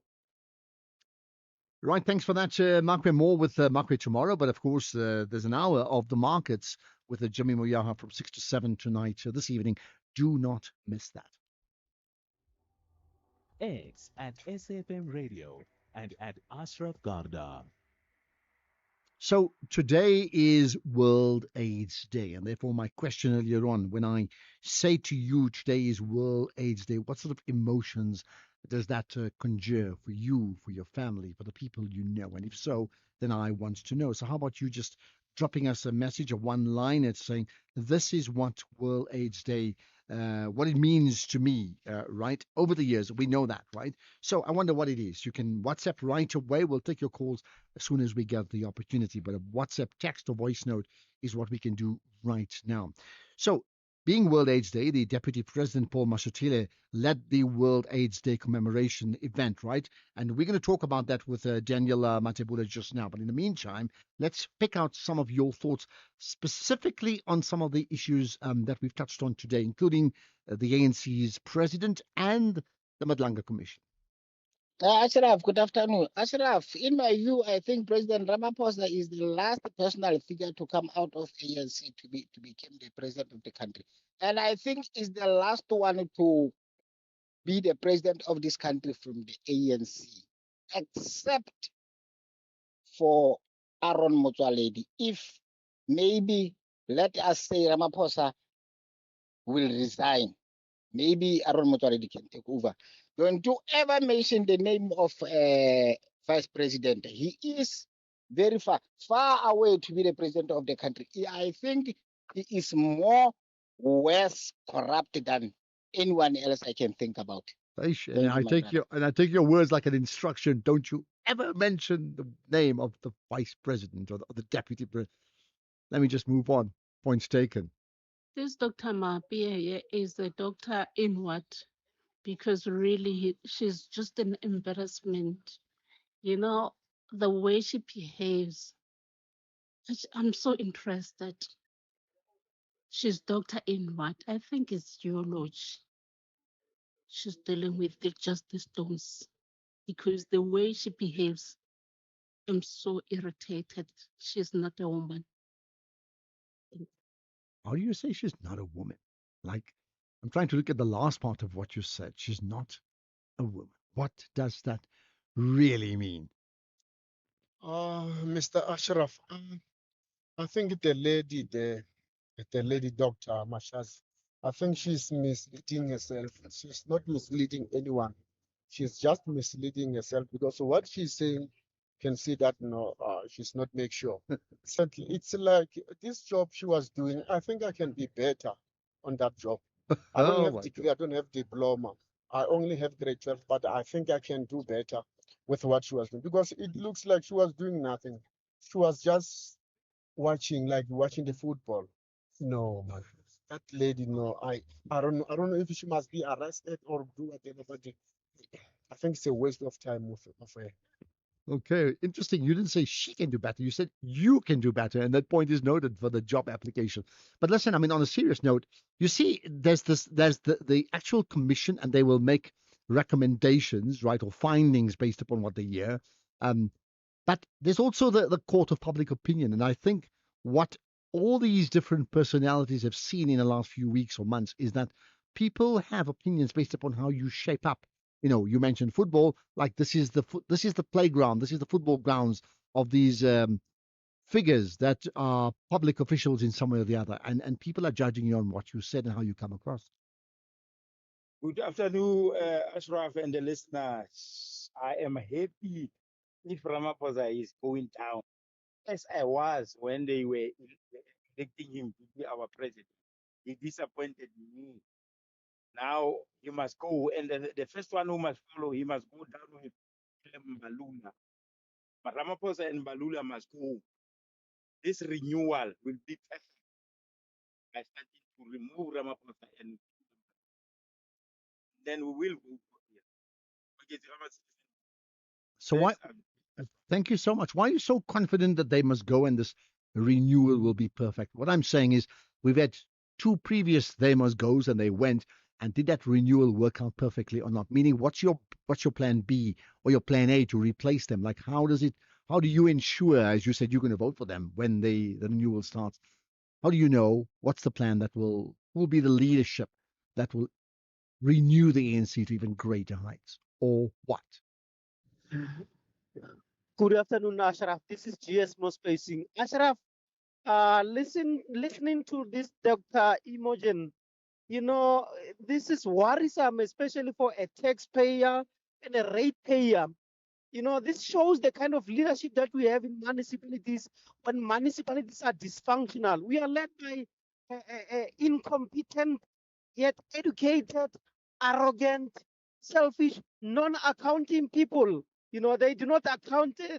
All they are there for is to loot and squander the money that is for saving the people. You know, it's very sad what we hearing from this Madlanga Commission. Thank you. This is GS Mo Spacing. Okay, got that. Well, there you are. There's another one. And by the way, that question earlier about, what sort of, is she really a doctor of what? So, in fact, we're talking about Imogen, right? Who's been the guest today. And of course, to confirm that she's a doctor. She holds a doctorate in public health from UNISA. Okay, a doctorate, that's Imogen Mashazi. And therefore, that doctor will hold. Okay. Right. And there's, in fact, there's more. I'm going to get to our guest in just a moment. Here's another one. Um, I am disappointed with how the doctor keeps running away from answering questions directed at her. She was a city manager with the overall responsibility of all the functions in her office. How can she say that is an HR matter where the question is directed to her as the chief? This answers a bigger question of why our metros aren't able to serve the citizens because of the leadership. There we are from another doctor, Dr. Betleche. Okay, point noted. Now we're going to get to the issue of World AIDS Day right after this. Ashraf Garda on SAFM. Okay, today being World AIDS Day, Paul Mashatile, the Deputy President, led the World AIDS Day commemoration main event at the Masemola Stadium in the Sekukeni district in Limpopo, right? It also, the opportunity was used to talk about a new development, new form of treatment that I think is noted. So let's then talk to someone who's been very much, him and the organization at the center of treatment around HIV/AIDS for many, many years. With me, Daniel Matebula, Treatment Action Campaigns Limpopo Program Manager. Much appreciate your time, and I do understand you were at that official World AIDS Day event in Limpopo today, right? Daniel, do I have you there? Daniel, you're live on the National Pulse. Hello. Okay, maybe he's. Hello. Yeah, okay, I've got you now. You're live on the show. Thanks, Daniel. Hi. All right. Thanks. So I said I know you were at the official World AIDS Day event in Limpopo. I mean, first of all, the significance of a regular, because it's repeating every year, World AIDS Day. So how significant is it for us to have this World AIDS Day commemoration event in this case here? But significantly, it gives us a chance, as you would expect, I would expect that, to talk about just where we are regarding the treatment of people with HIV/AIDS. And, of course, what may happen next. All right. Thank you very much. I would like to greet you and the listeners at home. It's really very important to have a World AIDS Day because nowadays, as civil society,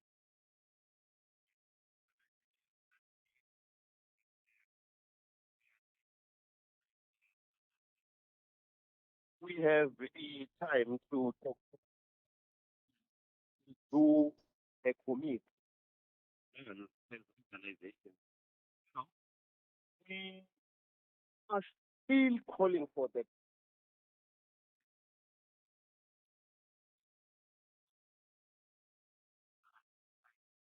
for our health at still in crisis. Because when we released the report yesterday from Project Reach, we still have challenges where almost 50 were interviewed in facilities complaining of it. And this is also shown as a facility manager survey. And also, we still find people frustrated with delays where there are long waiting times, even if there are not much, not more people are delayed, but it's the challenge of failing Mm, in our health, which can Let's talk show, about the numbers. I yeah, mean, there's always been this narrative, South Africa, the world leaders with regard to people carrying HIV/AIDS. So where are we now as a percentage of population compared to say 10 years ago? right. Now we are measuring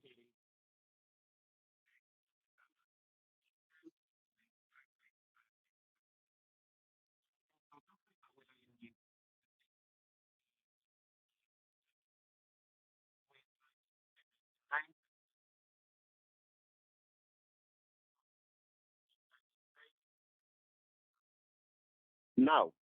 Where is the challenge? Because we are testing more people. Where are they on? We find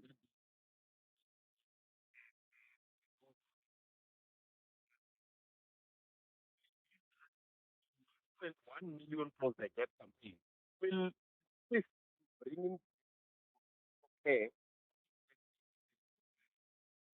We are working with our government to make sure that we bring people care. What we want people, we want to see them with welcomed warmly.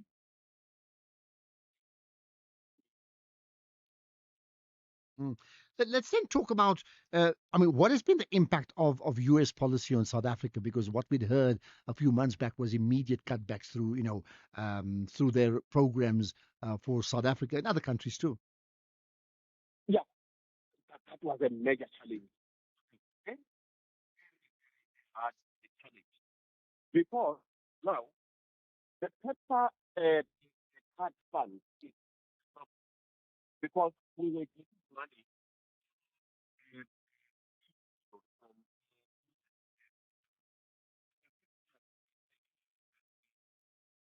Mm. prevention of HIV.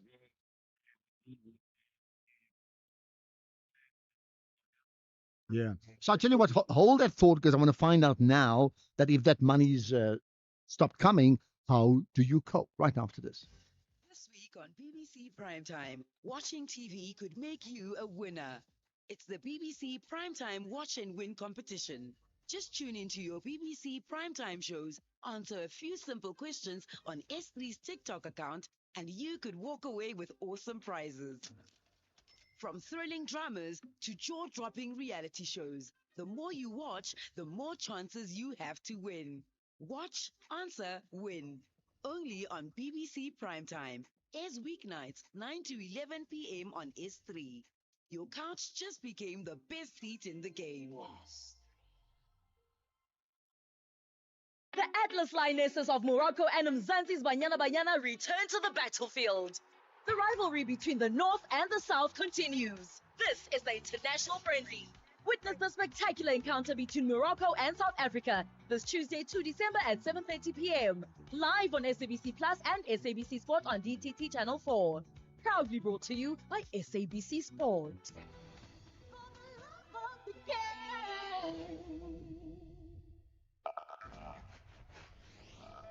You're listening to the National Pulse. Right, let's continue chatting to Danielle Matebula, the Treatment Action Campaign's Limpopo Program Manager. So, yes, you spoke about the massive amount of cuts, right? So, has those cuts been, total, and what has been the impact of it on the South African population, and what has been then, well, let's call it the fight back or the remedial action around that? Yeah, so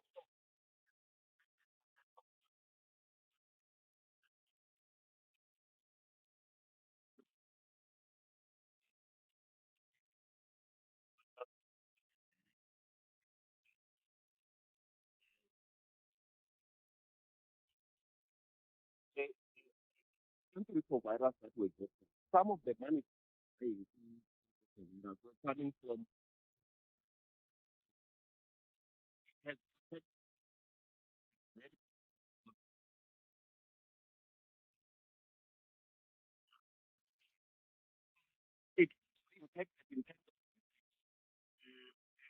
now it's very slow. Research really is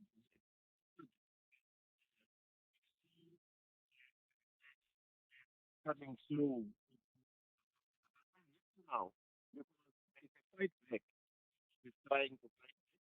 There are some monies that are allocated in funds, and we are seeing states being appointed. We are also happy because now we see that we have key research going on. We have MMP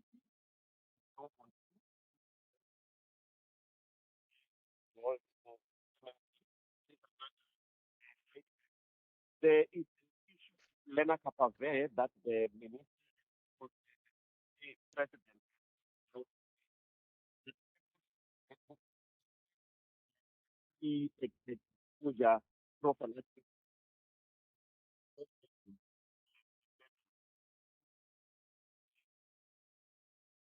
will Mm. be delayed.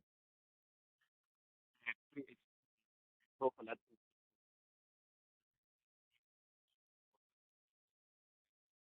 Okay, so that would be the lenacapavir, and I'm just going to spell it out Yes, so the audience can understand it. It's LENA yes, and then CAPA for kappa, and then yeah, VIR Lena lenacapavir. Kapave. Right? Okay. Yes. Where then do you see, you know, let's say if you and I had this conversation or had this conversation in 2 years' time, where do you think, what would you be telling me around the issue of HIV/AIDS? I didn't get that. Correct? If you and I would be having a conversation about Yes, HIV/AIDS, say 2 years from now, right? yes, 2027, December the yes. 1st, what do you expect you'd be telling me around the treatment of HIV/AIDS and infection rates in our country? We want to see the government opening doors for non-governmental. We want to see our government working with the society organization. We want to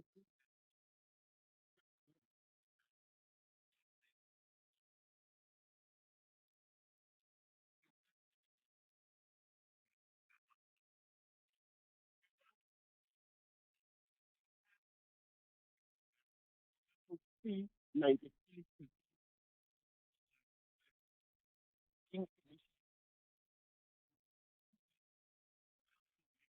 everybody. We will now be talking no new infection in South Africa. We will begin to have one. If it means that we are going to deal with HIV diseases, it is that Indeed. Okay, let's leave it at that. I'll tell you what, on your wish list, let's hope that may be the case. Daniel Matibulam, the Limpopo Program Manager for Treatment Action Campaign, on this day today, World AIDS Day. You're listening to the National Pulse. So here's a message, Ashraf, that comment from one of our listeners. She's not a woman, with a whole lot of laughs next to it. It just killed me. Good show as always. Take care. Well, I must tell you, it just, I don't know. People just say, I tell you what, if we play back like just highlights of callers for the day, that would be like a 15, 20 minutes of hit parade stuff, because some of the comments are just so outrageous. But here's one. World AIDS Day breaks my heart. I thought that I brought my two children up with the right values, but both have HIV. It totally shatters me, a heartbroken mother, and naturally unidentified, but like, sure. I mean, that's the parts we need to understand, and then how then do we reflect on that as well, so it's understandable, right? Um, there's this whole lot of WhatsApp comments as well, and again, Imogen is in the firing line. Hi, good afternoon, Ashraf. Nora here in Heidelberg. That lady doctor there at the commission, she is just irritating. I mean, she is right. She doesn't know anything. She didn't do anything. This is what we know. This is our experience with the municipalities. They do absolutely nothing. They don't know anything. So she was just a furniture there, just earning a big fat salary for nothing. She's just irritating. I don't understand how many years was she in that position? Is this the kind of service that we get? Oh, it is so irritating. I tell you what, I mean, I can't manage that. When I say I can't manage it, it's not for us to say she is or she isn't. I would suggest to Dr. Imogen Mashazi, just listen to what people are saying about you and maybe others in similar positions. Be aware of what the public are thinking. And that's why, really, when we call the show the National Pulse, well, if you want to really feel the National Pulse, here it is. Good afternoon, Ashraf Lennon Khwedi.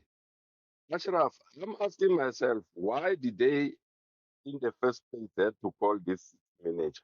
That because to me, it seems like he's only there just to come and showcase and just to come and defend herself and her decisions. That is why the Ekurhuleni municipality is this very city manager who doesn't even care. Who was doing as she pleases, you can is arrogant. Lennon. Sure, Lennon. I hear that too. Here's another. Good afternoon, Ashraf. Ashraf, if you are called to that commission's hearing and you decide to lie and deny some of things, at least you should do it with a bit of wisdom in it. Not to lie on some things which are there right in the open. That city manager from Ekurhuleni, that one, that lady, whoever she is, she makes that position which she was in a joke. It doesn't look well for that position she was in. Looks like they can just grab anyone and put anyone in that position. At least she must respect us. Andrew from Butterworth. You said a few times. That's why I said, the callers we get, I have to respect your views, right? But you guys are also thoroughly entertaining. Let me just say that. It's 5 o'clock. It's entertaining, but it reflects an anger, and I get that. Right, 5 o'clock. Here's the news with Greg Host.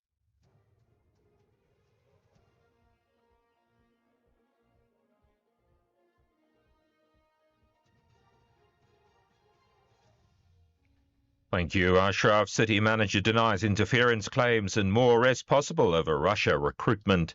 Good day to you. Retired Ekurhuleni City manager Imogen Mashazi's denied claims that she called senior officials to withdraw charges against the suspended Deputy Police Chief Julius Mkhwanazi. Evidence before the Madlanga Commission suggests that Mashazi called the suspended Police Chief Jabulani Mapiyeye and Head of Employee Relations Thulaleng Lisa to withdraw the charges against Mkhwanazi. This in relation to the Blue Light saga that involves attempted murder accused Vuzamuzi Kat Matlala. Commissioner Sandile Kumalo questioned Mashazi where the instruction to withdraw the charges against Mkhwanazi came from. If you did not instruct either Mapiyeye or Nisa to stop the disciplinary proceedings, then who did? Why did they suddenly stop the disciplinary process of Brigadier Mkhwanazi? Let me indicate that even the internal report that they are basing the investigation on, I was not even copied. I don't know. I haven't seen the report. So I was far from this process. I do not know, and I did not stop anyone from disciplining. Action SA's joined other political parties to raise the alarm over the safety of MPs serving on Parliament's ad hoc committee, which is probing national security concerns. This follows a letter that MK Party Chief Whip Colleen Makubele said she wrote to the National Assembly Speaker, informing her about the kidnapping last week of one of their members, Vusi Shongwe. Action SA's Athol Trollop. Obviously, we're concerned about our members' safety. We've seen what's happened in this country around investigations into corruption. People get killed. And that's an unacceptable situation, obviously. And I believe that Parliament must take every precaution to ensure that the members serving on the ad hoc committee are taken care of adequately and that their safety is not placed in jeopardy. Lobby group Civic Root Advocacies raised the alarm over what it says is Gauteng's worsening school placement crisis. The organisation claims that hundreds of learners entering grade 8 remain unplaced with the new academic year approaching. The group says parents have been left frustrated and panicking as the Provincial Education Department's online system remains down, with phone calls unanswered and schools declaring they've reached full capacity. The organisation Siyabulela Gentile. The crisis raises an urgent question. How does a province allow the academic year to approach while thousands of children remain unplaced and parents are left without answers? Civic Root Advocacy stands firm with all families fighting for their children's right to a fair, just, and dignified education. Education is not a privilege of convenience, it is a constitutional right. The Hawks are not ruling out the possibility of more arrests in connection with the alleged recruitment of South Africans to fight in the Russia-Ukraine war.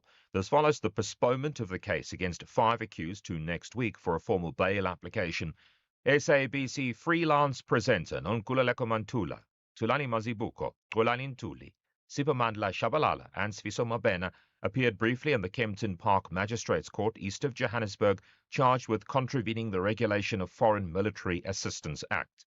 Hawk spokesperson Katlego Mogai. We do not rule out that possibility that more suspects will be arrested. At this stage, it's too early in the investigation to amass as to who is involved or could be involved, but we are not ruling out a possibility that these are ordinary, normal South African citizens who are working amongst all of us. Meanwhile, a Kenyan mother's demanding answers about her son who went missing after being lured to Russia for a security guard job, only to end up in a war in Ukraine. Susan Kaloba says she last heard from her son in October when he sent warning he was being deployed on a high-risk mission. She says the recruiting agent later said he died and offered her $100,000 in compensation. He sent me a photo. He was dressed in a combat uniform. I asked him, "Are you sure this is the job you went to do?" He told me, "Mom, what could I have done? The job we were told we came to do has been changed." After a few days, he told me they had been ambushed. The top story, retired Ekululeni City Manager Imogen Mashazi's denied claims that she called senior officials to withdraw charges against the suspended Deputy Police Chief Julius Mkwenazi. That's SAFM News, I'm Greg Khos. In sports this hour, Hugo Bruce names final AFCON squad. Netball South Africa president explains why Proteas chose Ellis Park for England Test Series, and Blitzboks in tough pool for Cape Town Sevens. More details at 5:30. SAFM, guiding you through the rush hour traffic. Afternoon. Starting off in Gauteng, the N12 eastbound in Germiston has a stationary vehicle after Edenvale Road, and Escampahleli Drive northbound in Pretoria has delays towards Moot Street. In KZN, on the N3, slow-moving traffic at Murray Hill Toll Plaza, and the N3 westbound in Pietermaritzburg, a stationary vehicle before Market Road. In Cape Town, the N7 checks Havel Drive southbound queuing passing Langa, and the R44 in Paarl has a crash reported between Mildersvlei Road and Klapmuts Crossing.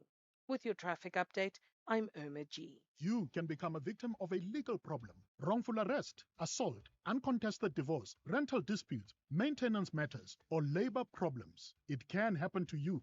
Clientele Legal provides tough professional lawyers for an affordable monthly premium. Our legal team is standing by to assist you 24 hours a day. Join today.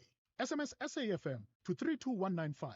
That's SAFM to 32195. Clientele General is an authorized FSP and licensed non-life insurer. T's and C's online. Standard rates apply. Streaming Scheme Sum on the way to class. Catching the Premier League while waiting for your order. Jamming to Metro FM before you even get out of bed. On SABC Plus, sinayo yonke into ifunayo. Your shows, your music, your way, anytime, anywhere. Zero subscription fees. On your phone, tablet, or smart TV. Download SABC Plus on iOS or Google Play Store.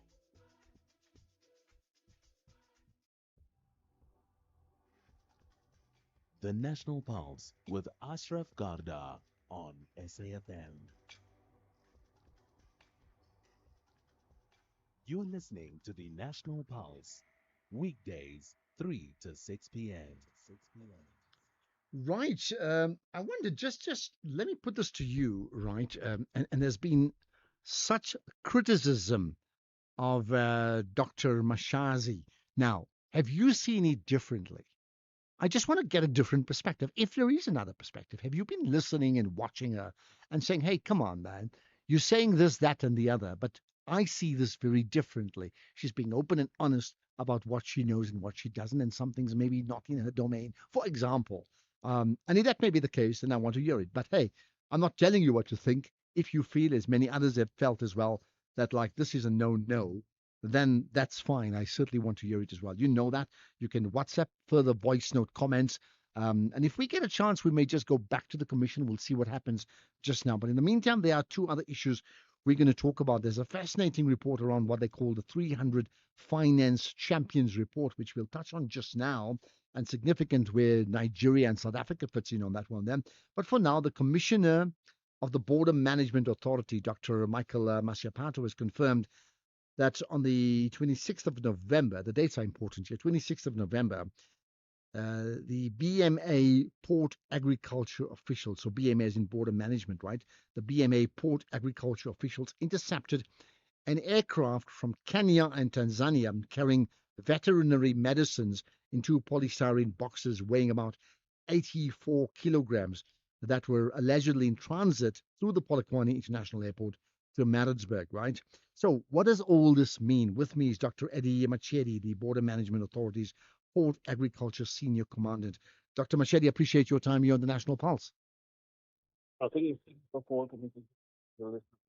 Thank you. So what does all this mean? I'm trying to understand the significance of what I've just mentioned. Yeah, maybe just start from the beginning, how we talk about this particular consignment. One of our officers at the company notified us of that consignment, which they believed was magnetic. When they checked it first, that on the manifest was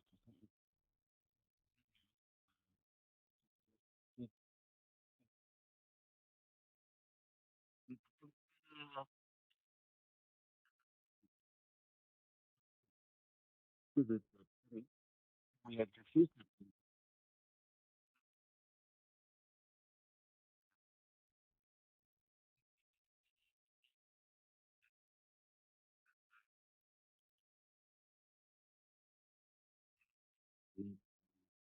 That this was actually prompted by several allegations, use of SMD.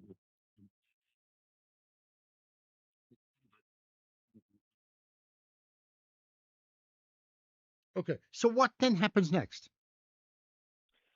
Then what happened is that on Friday, then we then got our border guards to actually go and the consignment to our lab and the um,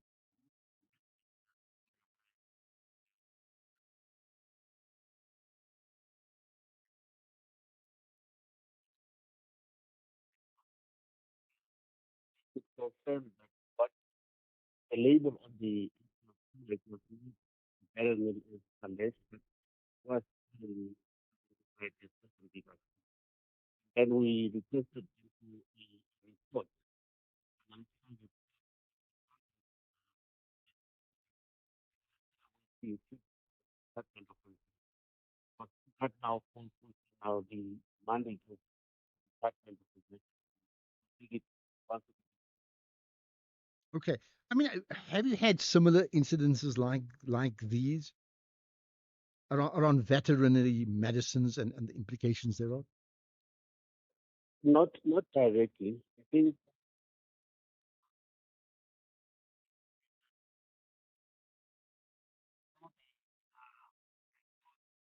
verified reports of similar concerns allowed for the country for but I cannot confirm it. But the issue of is something that is quite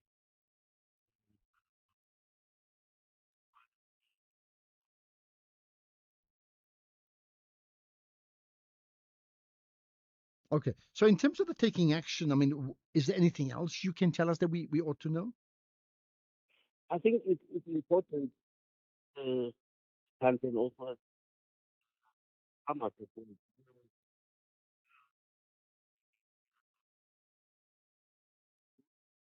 have small programs happening through the experience actually implement and rolling out new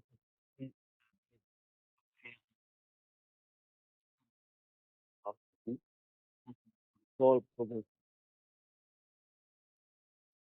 not allow in the country for safety, also for able to protect the animals against various important also be aware of certain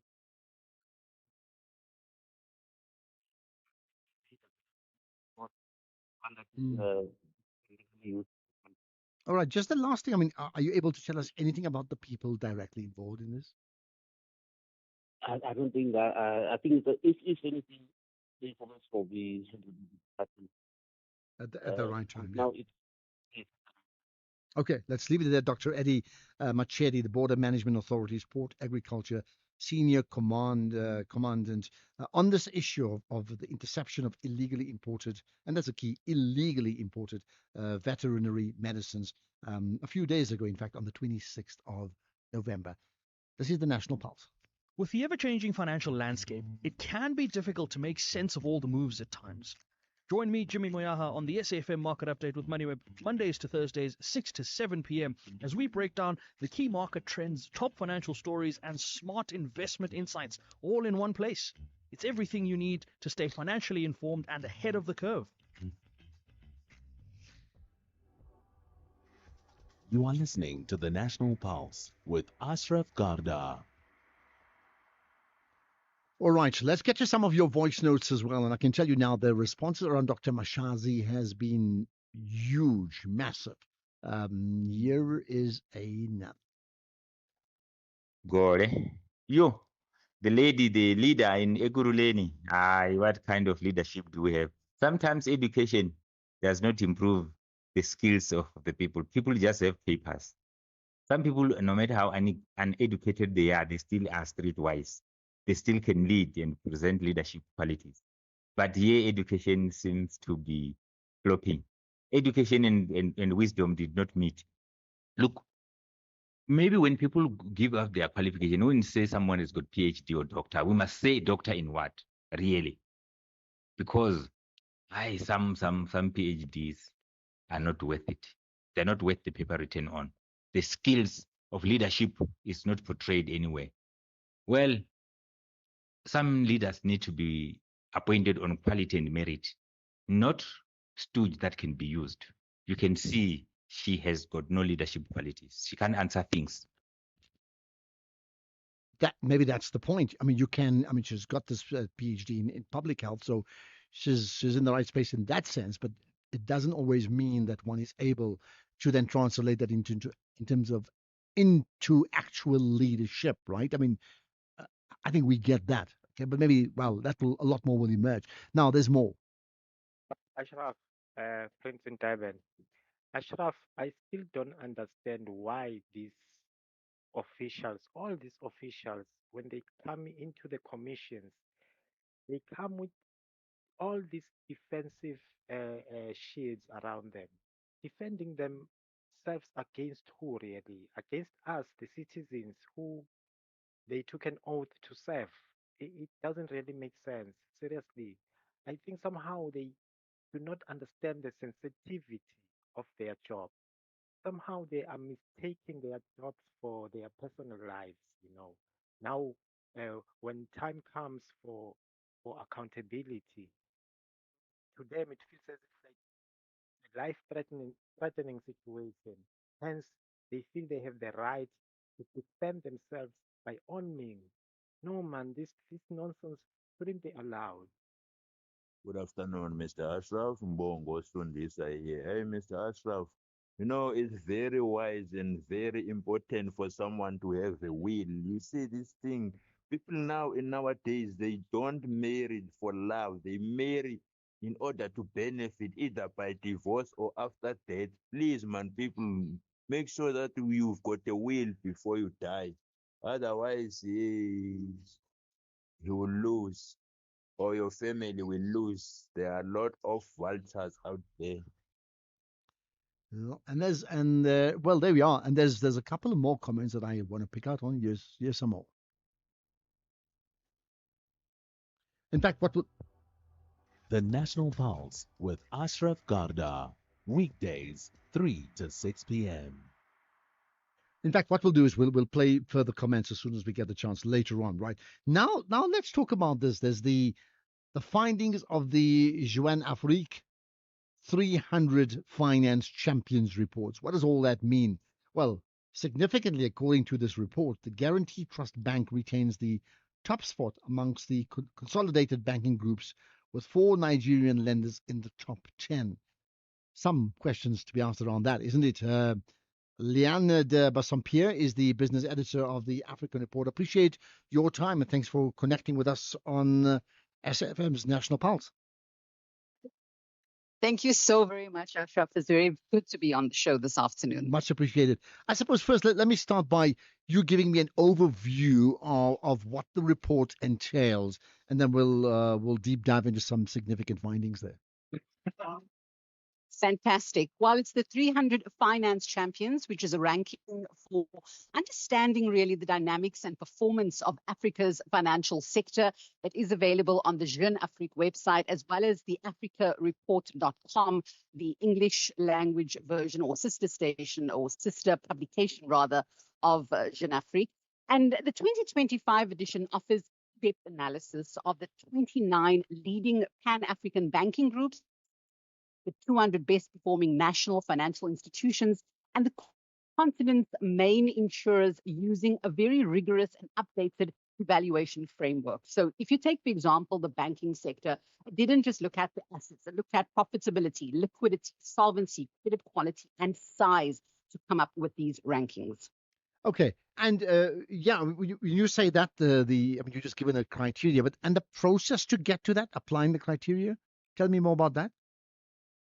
We use a lot of the data. We have people that are tracking this data throughout the year. We have other indexes as well. So they track this data, and they've been doing so for some time now already. And as I said, those are very fixed criteria that we use to get to that point. So if you take, for example, Nigeria's Guarantee Trust Bank, which you said retains the top spot among consolidated banking groups. So in the banking sector, we looked at 29 different banks. We used the criteria that I mentioned previously to have a look at them. Nigeria's Guarantee Bank, was particularly buoyed by exceptional profitability. Share capital lifted about 500 billion naira. And most notably, they had listing on the London Stock Exchange via its holding company GTCO. You also mentioned previously that 4 Nigerian banks made it onto this top 10 of the top 29 listings of banks. Now, of course, South African banks, the top 4, have also made it into this listing as well, but they've been having particularly rough time on the domestic market. Even though they remain among the continent's largest institutions, they have lost relative ground back home compared with the Nigerian and even Egyptian rivals, for that matter. So how much of this then, because when we just speak about largest economies and we talk about this challenge of South Africa and Nigeria and Ghana, maybe and Egypt, right? And maybe some of the other North African countries. I mean, as per the latest conversations around G20, it's like South Africa's the largest economy. Does that have an impact in terms of this bank ranking that you're talking about versus, or banking champions or finance champions versus size of economy?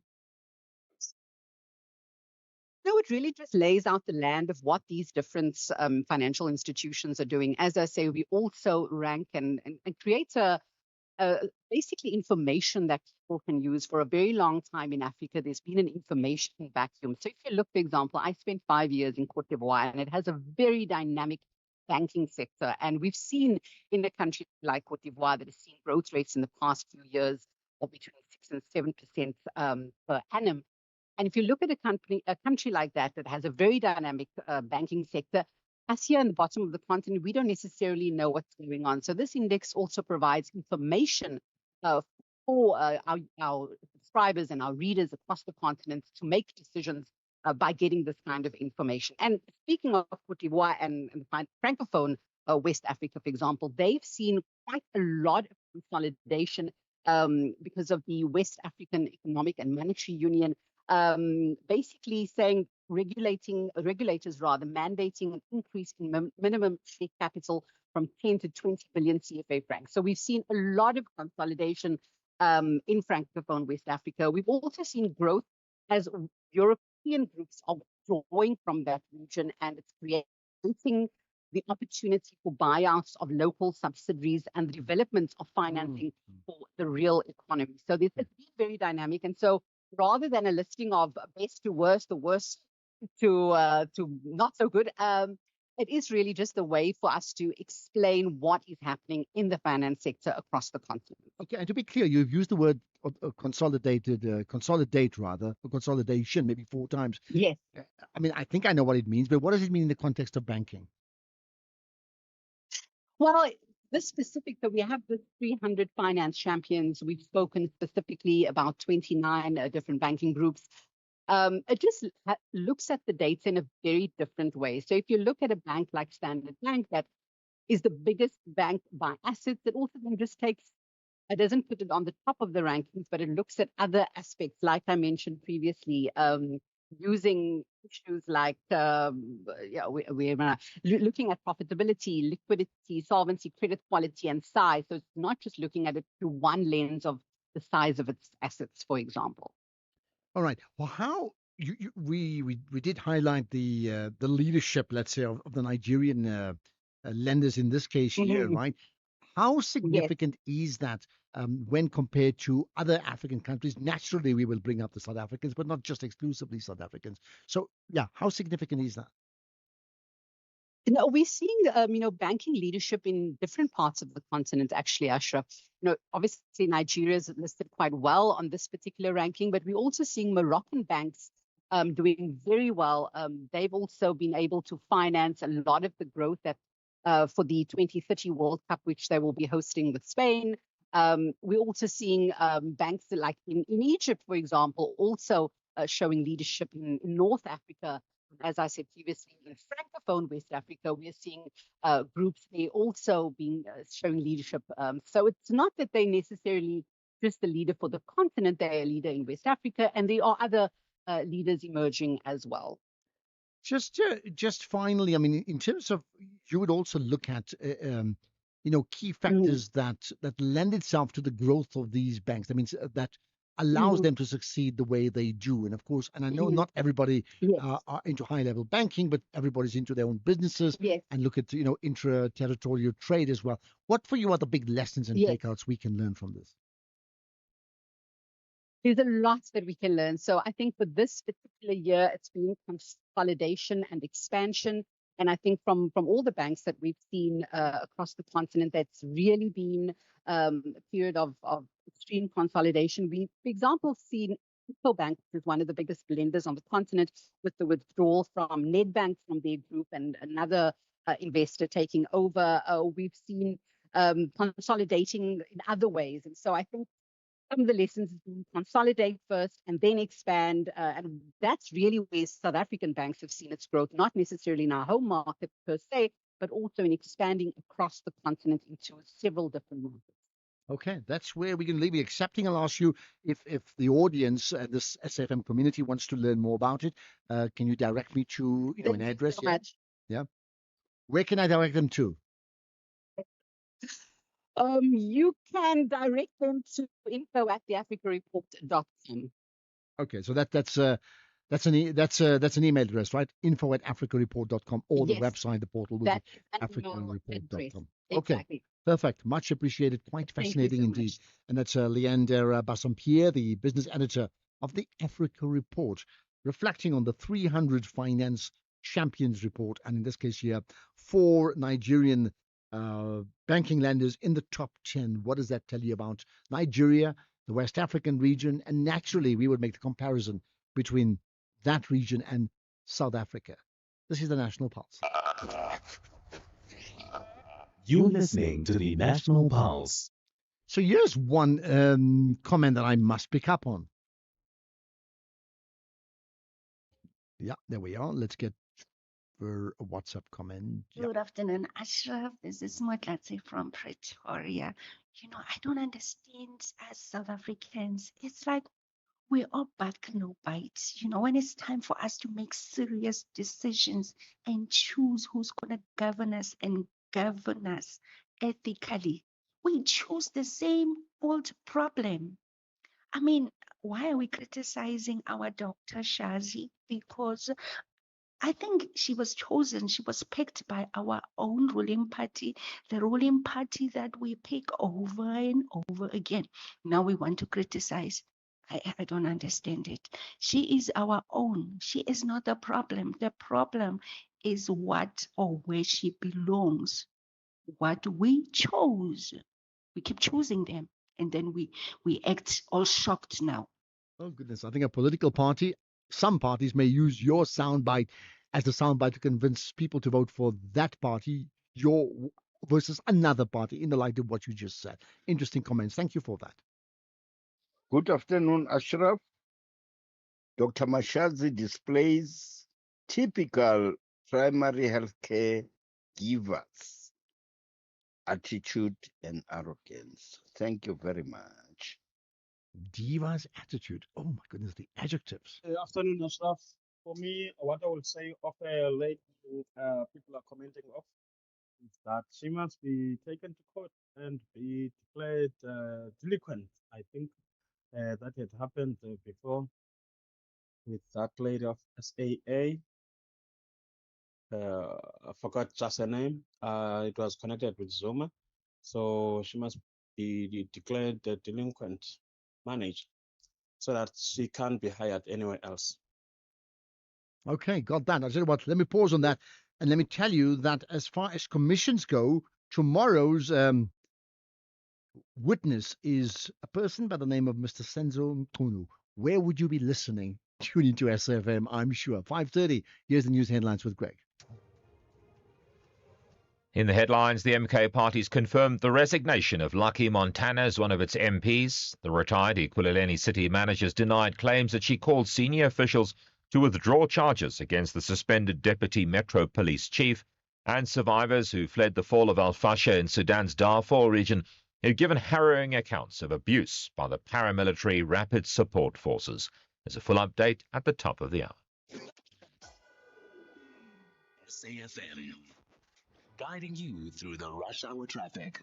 Good afternoon. Starting off in Gauteng, the N12 eastbound in Alberton has a crash before the R59 Reading interchange.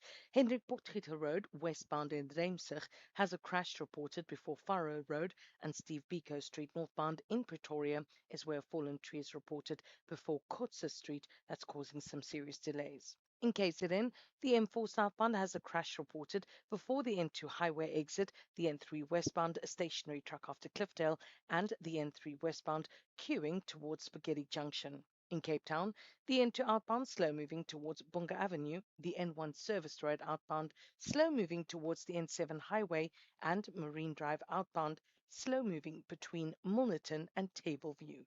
With your traffic update, I'm Irma G. This is SAFM Sports with Doming Kapele. We start things off with football, where Bafana coach Chico Bruce has announced a fresh and exciting 25-man squad for the 2025 Africa Cup of Nations.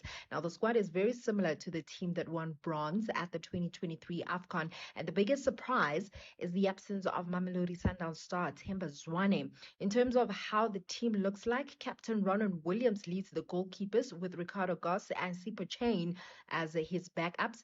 In defense, Bruce sticks with trusted names like Kuliso Mudau, Gosnati Sibisi, and Obri Mudiba. He also adds overseas-based players, Tylen Smith, Siabonga Ngezana, and Samukelo Kabini for extra depth.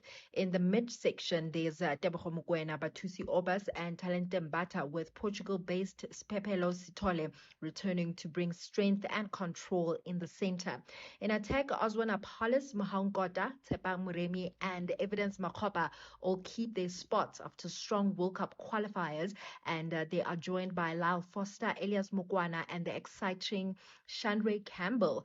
Relebogile Mofokeng and Sipho Mbule add more creativity and pace, and two informed local players, Tabanga Matuludi from Polokwane City and Kulumani Ndamane from TS Galaxy, are also rewarded with call-ups. In the meantime, Durban City have sacked Gavin Hunt with immediate effect. Hunt joined the newly promoted side on a one-year deal in July, and despite mixed results, the team is still in the top 8. It is believed tensions have grown behind the scenes, with Hunt and chairman Farouk Kadodia clashing over planning recruitment and the club's football direction. So far, assistant coach Pito Glada will step in on an interim basis. Elsewhere, Nigeria vice captain Moses Simon is set to miss the Super Eagles international friendly against Egypt. His club, Paris FC, have confirmed that they will not be releasing any players for AFCON duty before the 14th of December. The friendly is scheduled for the same day as Nigeria prepare for the tournament in Morocco later this month. Simon's absence is definitely a major blow for head coach Eric Chelle, who is yet to announce his final squad. In Netball South Africa's president Mamedi Ale has explained the reasons behind selecting Ellis Park Indoor Arena as the venue for next month's highly anticipated Test series against England. The series, which is scheduled for the 29th of January to the 1st of February, will see the England Roses arriving in the country 2 weeks before the first centre pass. Now, Diale says that Ellis Park was chosen primarily for logistical and financial reasons, noting that hosting the series in cities like Cape Town and Durban would be far more expensive. I think it's easy for incoming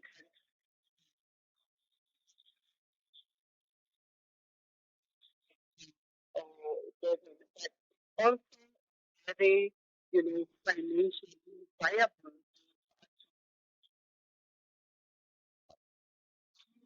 Some is very expensive, the same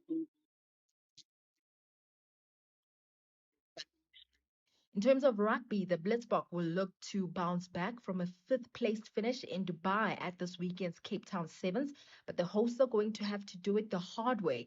This is after being drawn in Pool A alongside Dubai champions New Zealand as well as Fiji and Great Britain. Now, the Blitzboks are waiting with bated breath over the fitness of two key players in playmaker Selvin Davids and powerful forward Ryan Oosthuizen, who both failed to finish last weekend's Dubai tournament. The first pool match at Cape Town Stadium kicks off at 10 a.m. on Saturday when the women's team of Japan and Canada go head-to-head, and the action will conclude shortly before 8 p.m.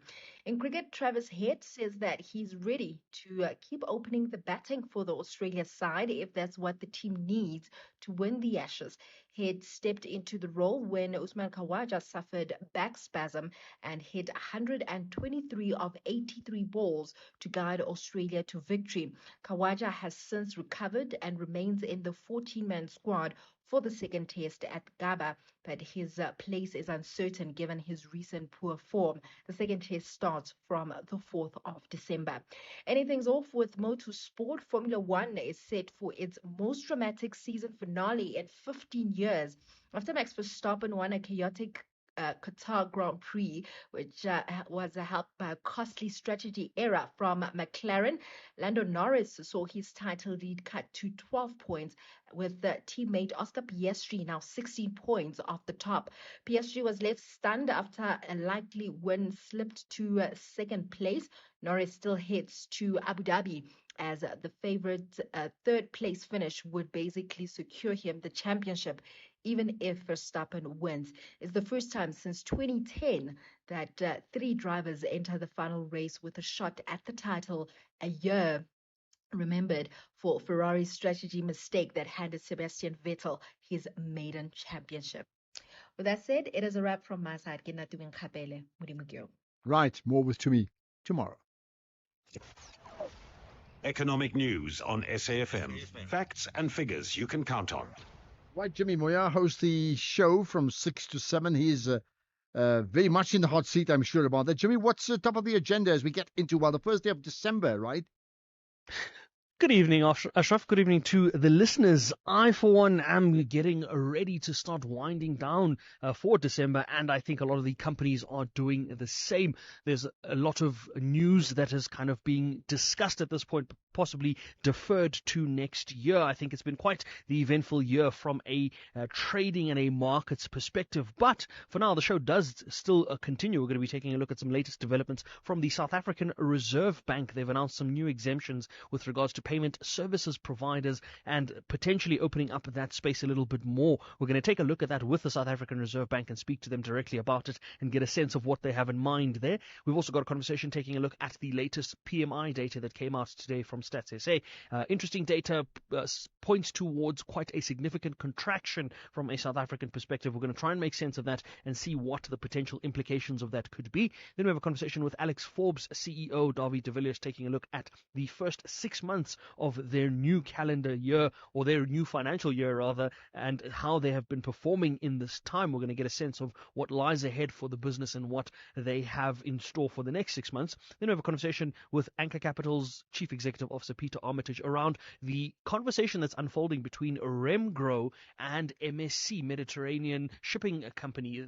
Between the two of those companies, they own the business that is known as Mediclinic, formerly listed on the JSE, was delisted by the two companies, and following that, it looks as though we are going into potential restructuring on how that business is going to be operated, managed, and split between the two shareholders. I thought it would be interesting to take a look at that because it might give us some color around what businesses are looking at when they enter into these sorts of transactions and potentially how they manage transactions after the fact. So we're going to look at that and see if we can make sense of it. And then we've got our Digital Drive segment. We're going to be taking a look at the latest launch in artificial intelligence glasses and seeing if we can make sense of that. Before we get to those conversations, on the other hand, markets have had an interesting start to the week. Positive start in some respects, not so positive if you are holding a cryptocurrency. We're going to take a look at some of the figures in a second. It looks as it's been a bit of a mixed bag across the board. European markets were all in the red with the exception of the FTSE that was up only about 5 basis points,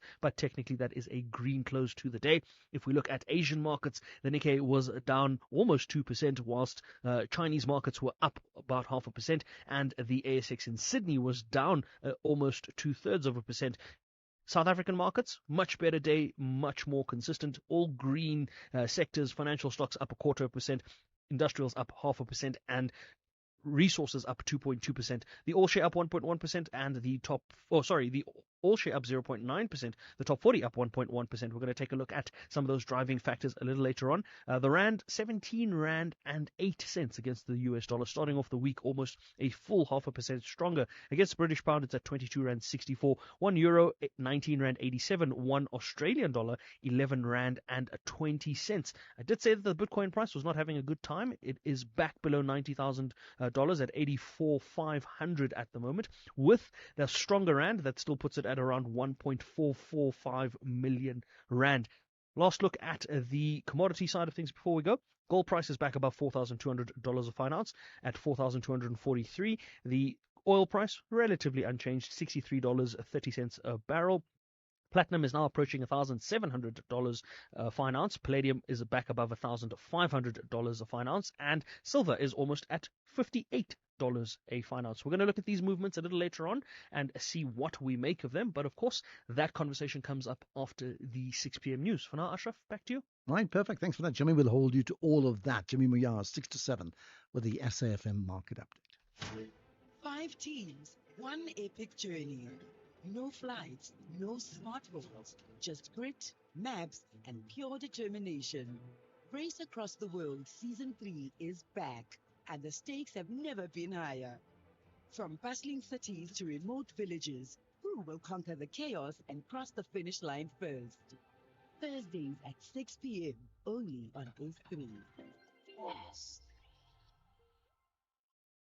The pain of losing a loved one is never easy. At Clientele, we understand that burying loved ones with dignity truly matters. Our funeral plans pay out cash within just 24 hours, and you receive 200 Rand airtime when you claim. Plus, we cover up to 13 people on one plan. SMS SAFM to 48031. That's 48031. Clientele Life is an authorized FSP and licensed life insurer. T's and C's online. Standard rates apply. You're listening to the National Pulse. So I'll tell you what, I have a conundrum. I need to take your calls and your WhatsApp comments, and 90% of them really refer to Dr. Imogen Mashazi. Most of them not very complimentary, but they're hugely entertaining just listening to your thoughts. So either take your calls, but because she's talking, we're thinking, hey, let's do what makes sense. Since you're so interested in what she says, let's listen to her. So, if you don't mind, my apologies in advance. We're going to put you on hold at the moment because we're going to press the green light to Dr. Imogen Mashazi at the Madlanga Commission. So, listen to this. Chief of Police, 1 week of September, right at the bottom. Chief Mapia is on leave because you've given him 30 days. So Ms. Kashega is making a mistake when she says Chief of Police. In fact, should be acting Chief of Police because in your testimony, he's on leave in that period. The same in 52, acting Chief of Police, 1 September. This is consistent with in this meeting, or, and if you like, you can say a side conversation between you and Mr. Sheka, but the probability is in this meeting, the issue of Chief Mapia going on leave or suspension, whatever is the correct one that happened, must have come up.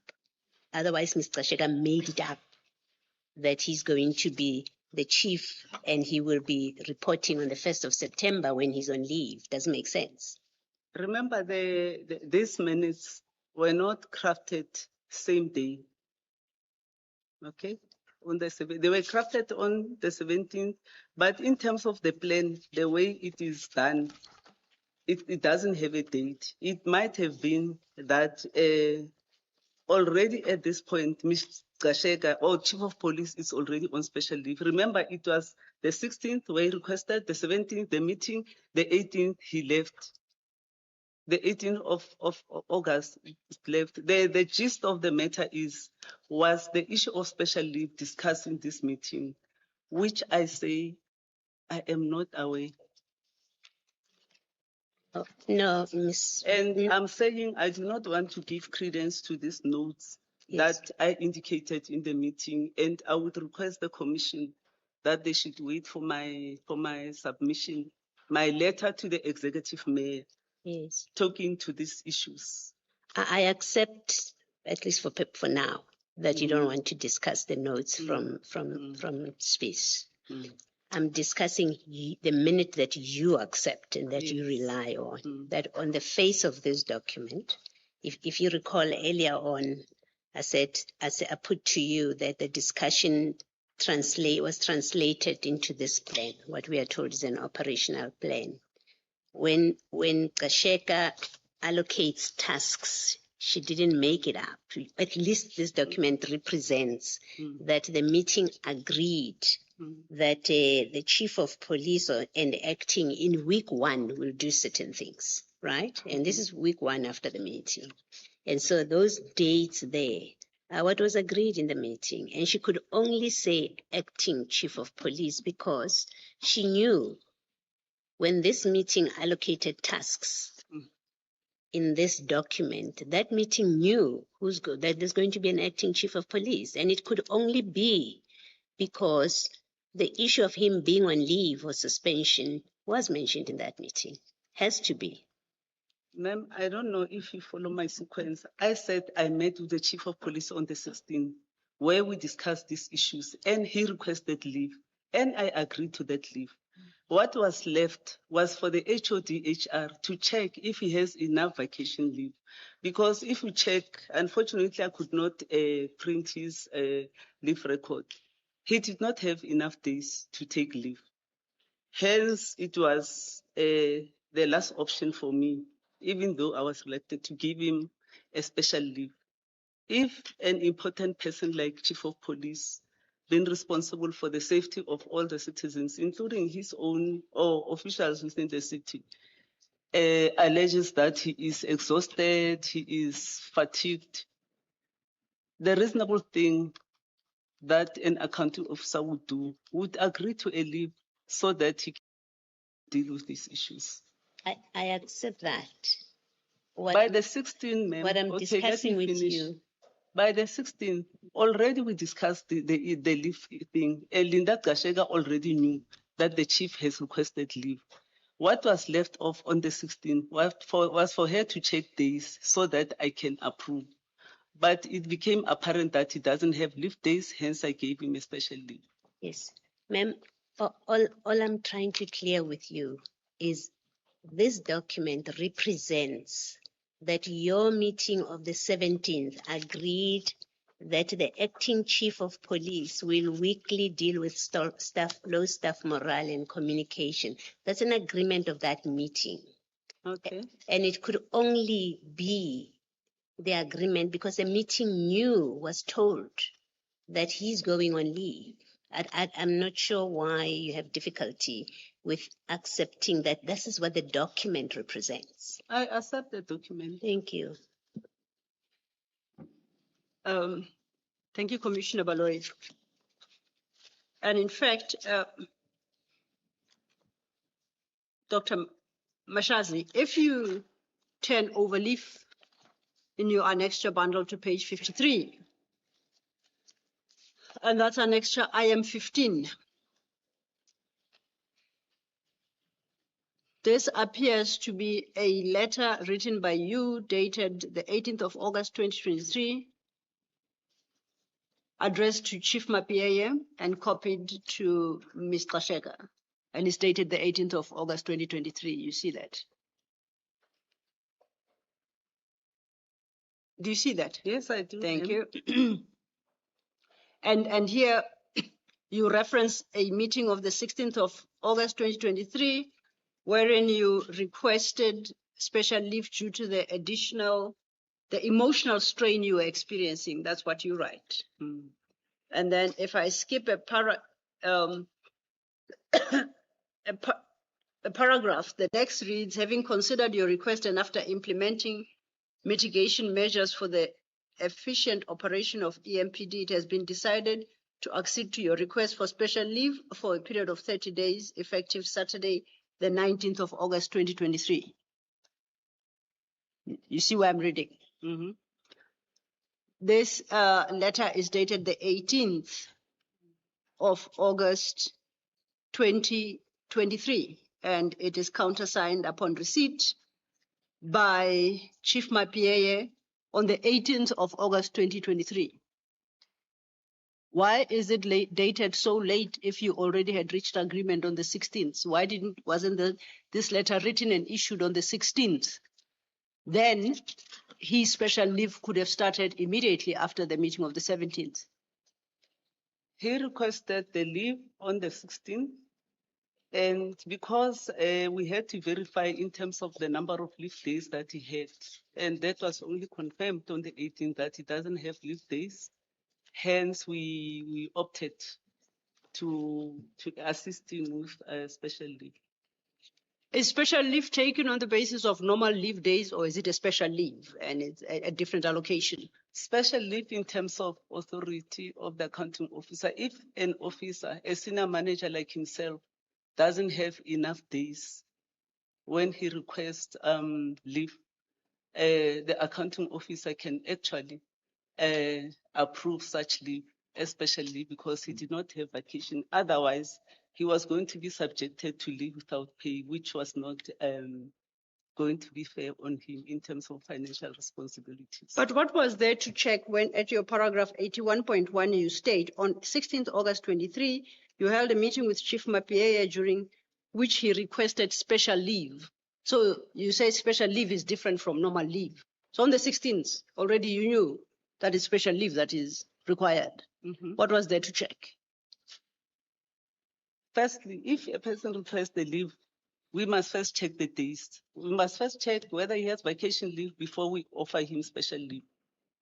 But I'm here sure you he knew called at that point that he does not have enough leave days. Hence, he requested the special on the 16th of August, yes, you realized. Yes. Hence my question then, if we go to IM's 15, it is dated 2 days after he requested special leave, after you checked that.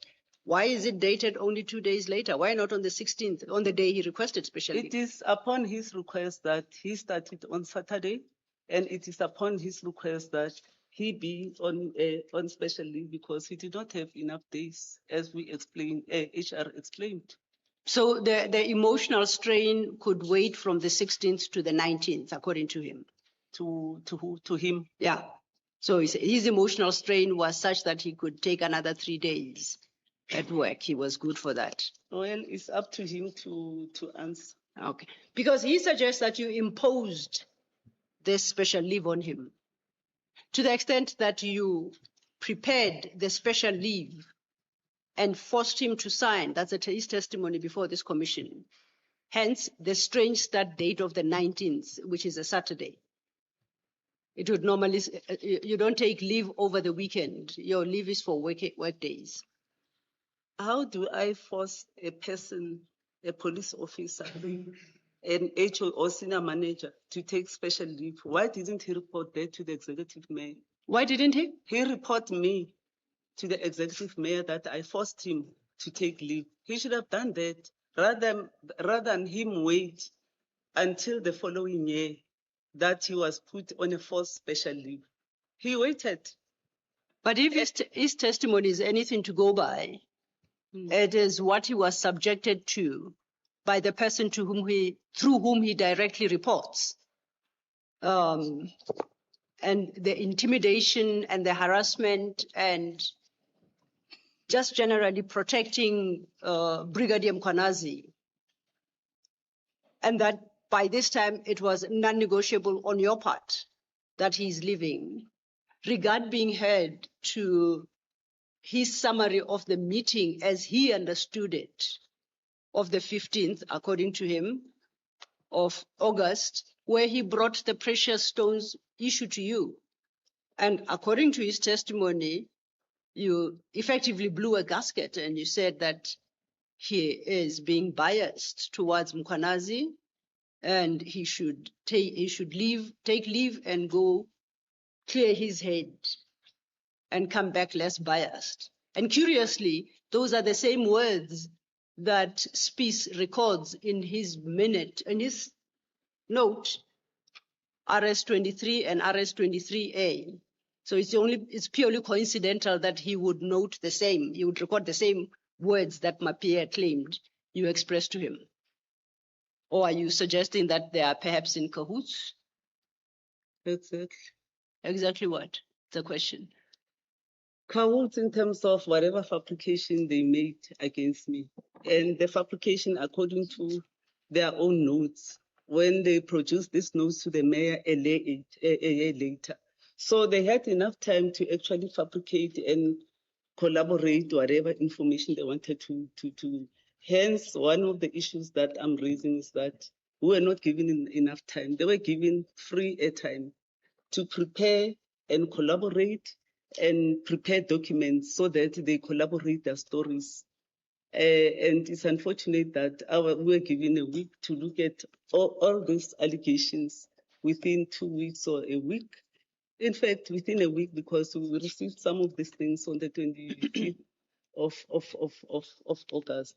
That's why I'm saying we will go back and look at some of these issues, but the notes that were made for me is fabrication, and I really don't want to spend time on them. So then we must accept, remembering that RS-23 bracket A, it's the typed up version of the manuscript notes taken at the date of the meeting.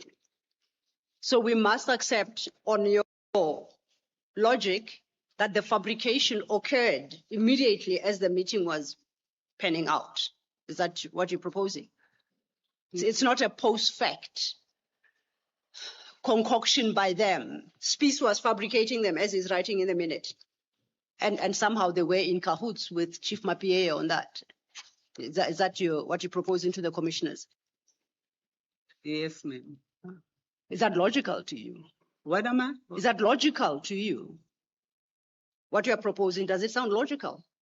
For me, it's fabrication, and hence I said I am not going to talk to them to those issues because I only saw them a year later. Okay. When he wanted to mitigate his suspension on sexual harassment on the eve of a year later after the meeting happened. That is when I got sight of this, and I'm requesting that I stay away from commenting on these minutes. And would you be able to venture a guess as to why they would decide to act in such a manner, in cahoots against you? What would be the reason for that? The reasons, all of them, For me, they came for a grievance session here. No. Remember, I'm talking about the date you say. We know that that note existed already a year ago. Why would they be so acting as of then? It's got nothing to do with the commission. Yes, I don't know, ma'am. it just happens. Just happened. When did you become aware that that they're in cahoots and ganging up against you, quote unquote? During the commission, I was actually surprised. But when I see the documentation. But the note precedes the commission by at least 2 years. But the notes were actually given to the mayor a year later. I saw the notes a year later. So that is this in plan September. is not for purposes of the commission, therefore, on your version. It was hatched long before the commission was even conceptualized. Can you repeat your question? I say this plan against you by these members was hatched long before, at least a year, because you say it was tendered to the mayor a year ago. That plan must have been therefore, and it's supposed to be in relation to a meeting of the 17th of August 2023. So logic dictates that that plan was hatched at least 1 year, at the very least 1 year before this commission was even conceptualized. Okay. Chair, I don't know. It would appear that the witnesses. I wanted to say I think that this point has been exhausted. Okay.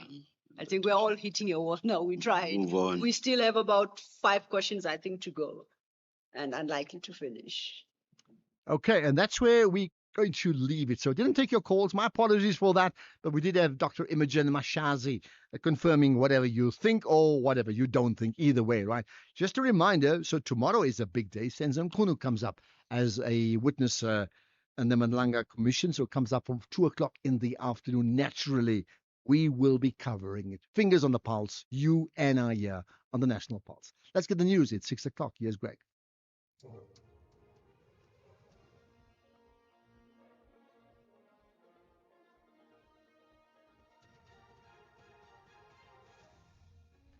Thank you again, Ashraf. Another MK Party MP resigns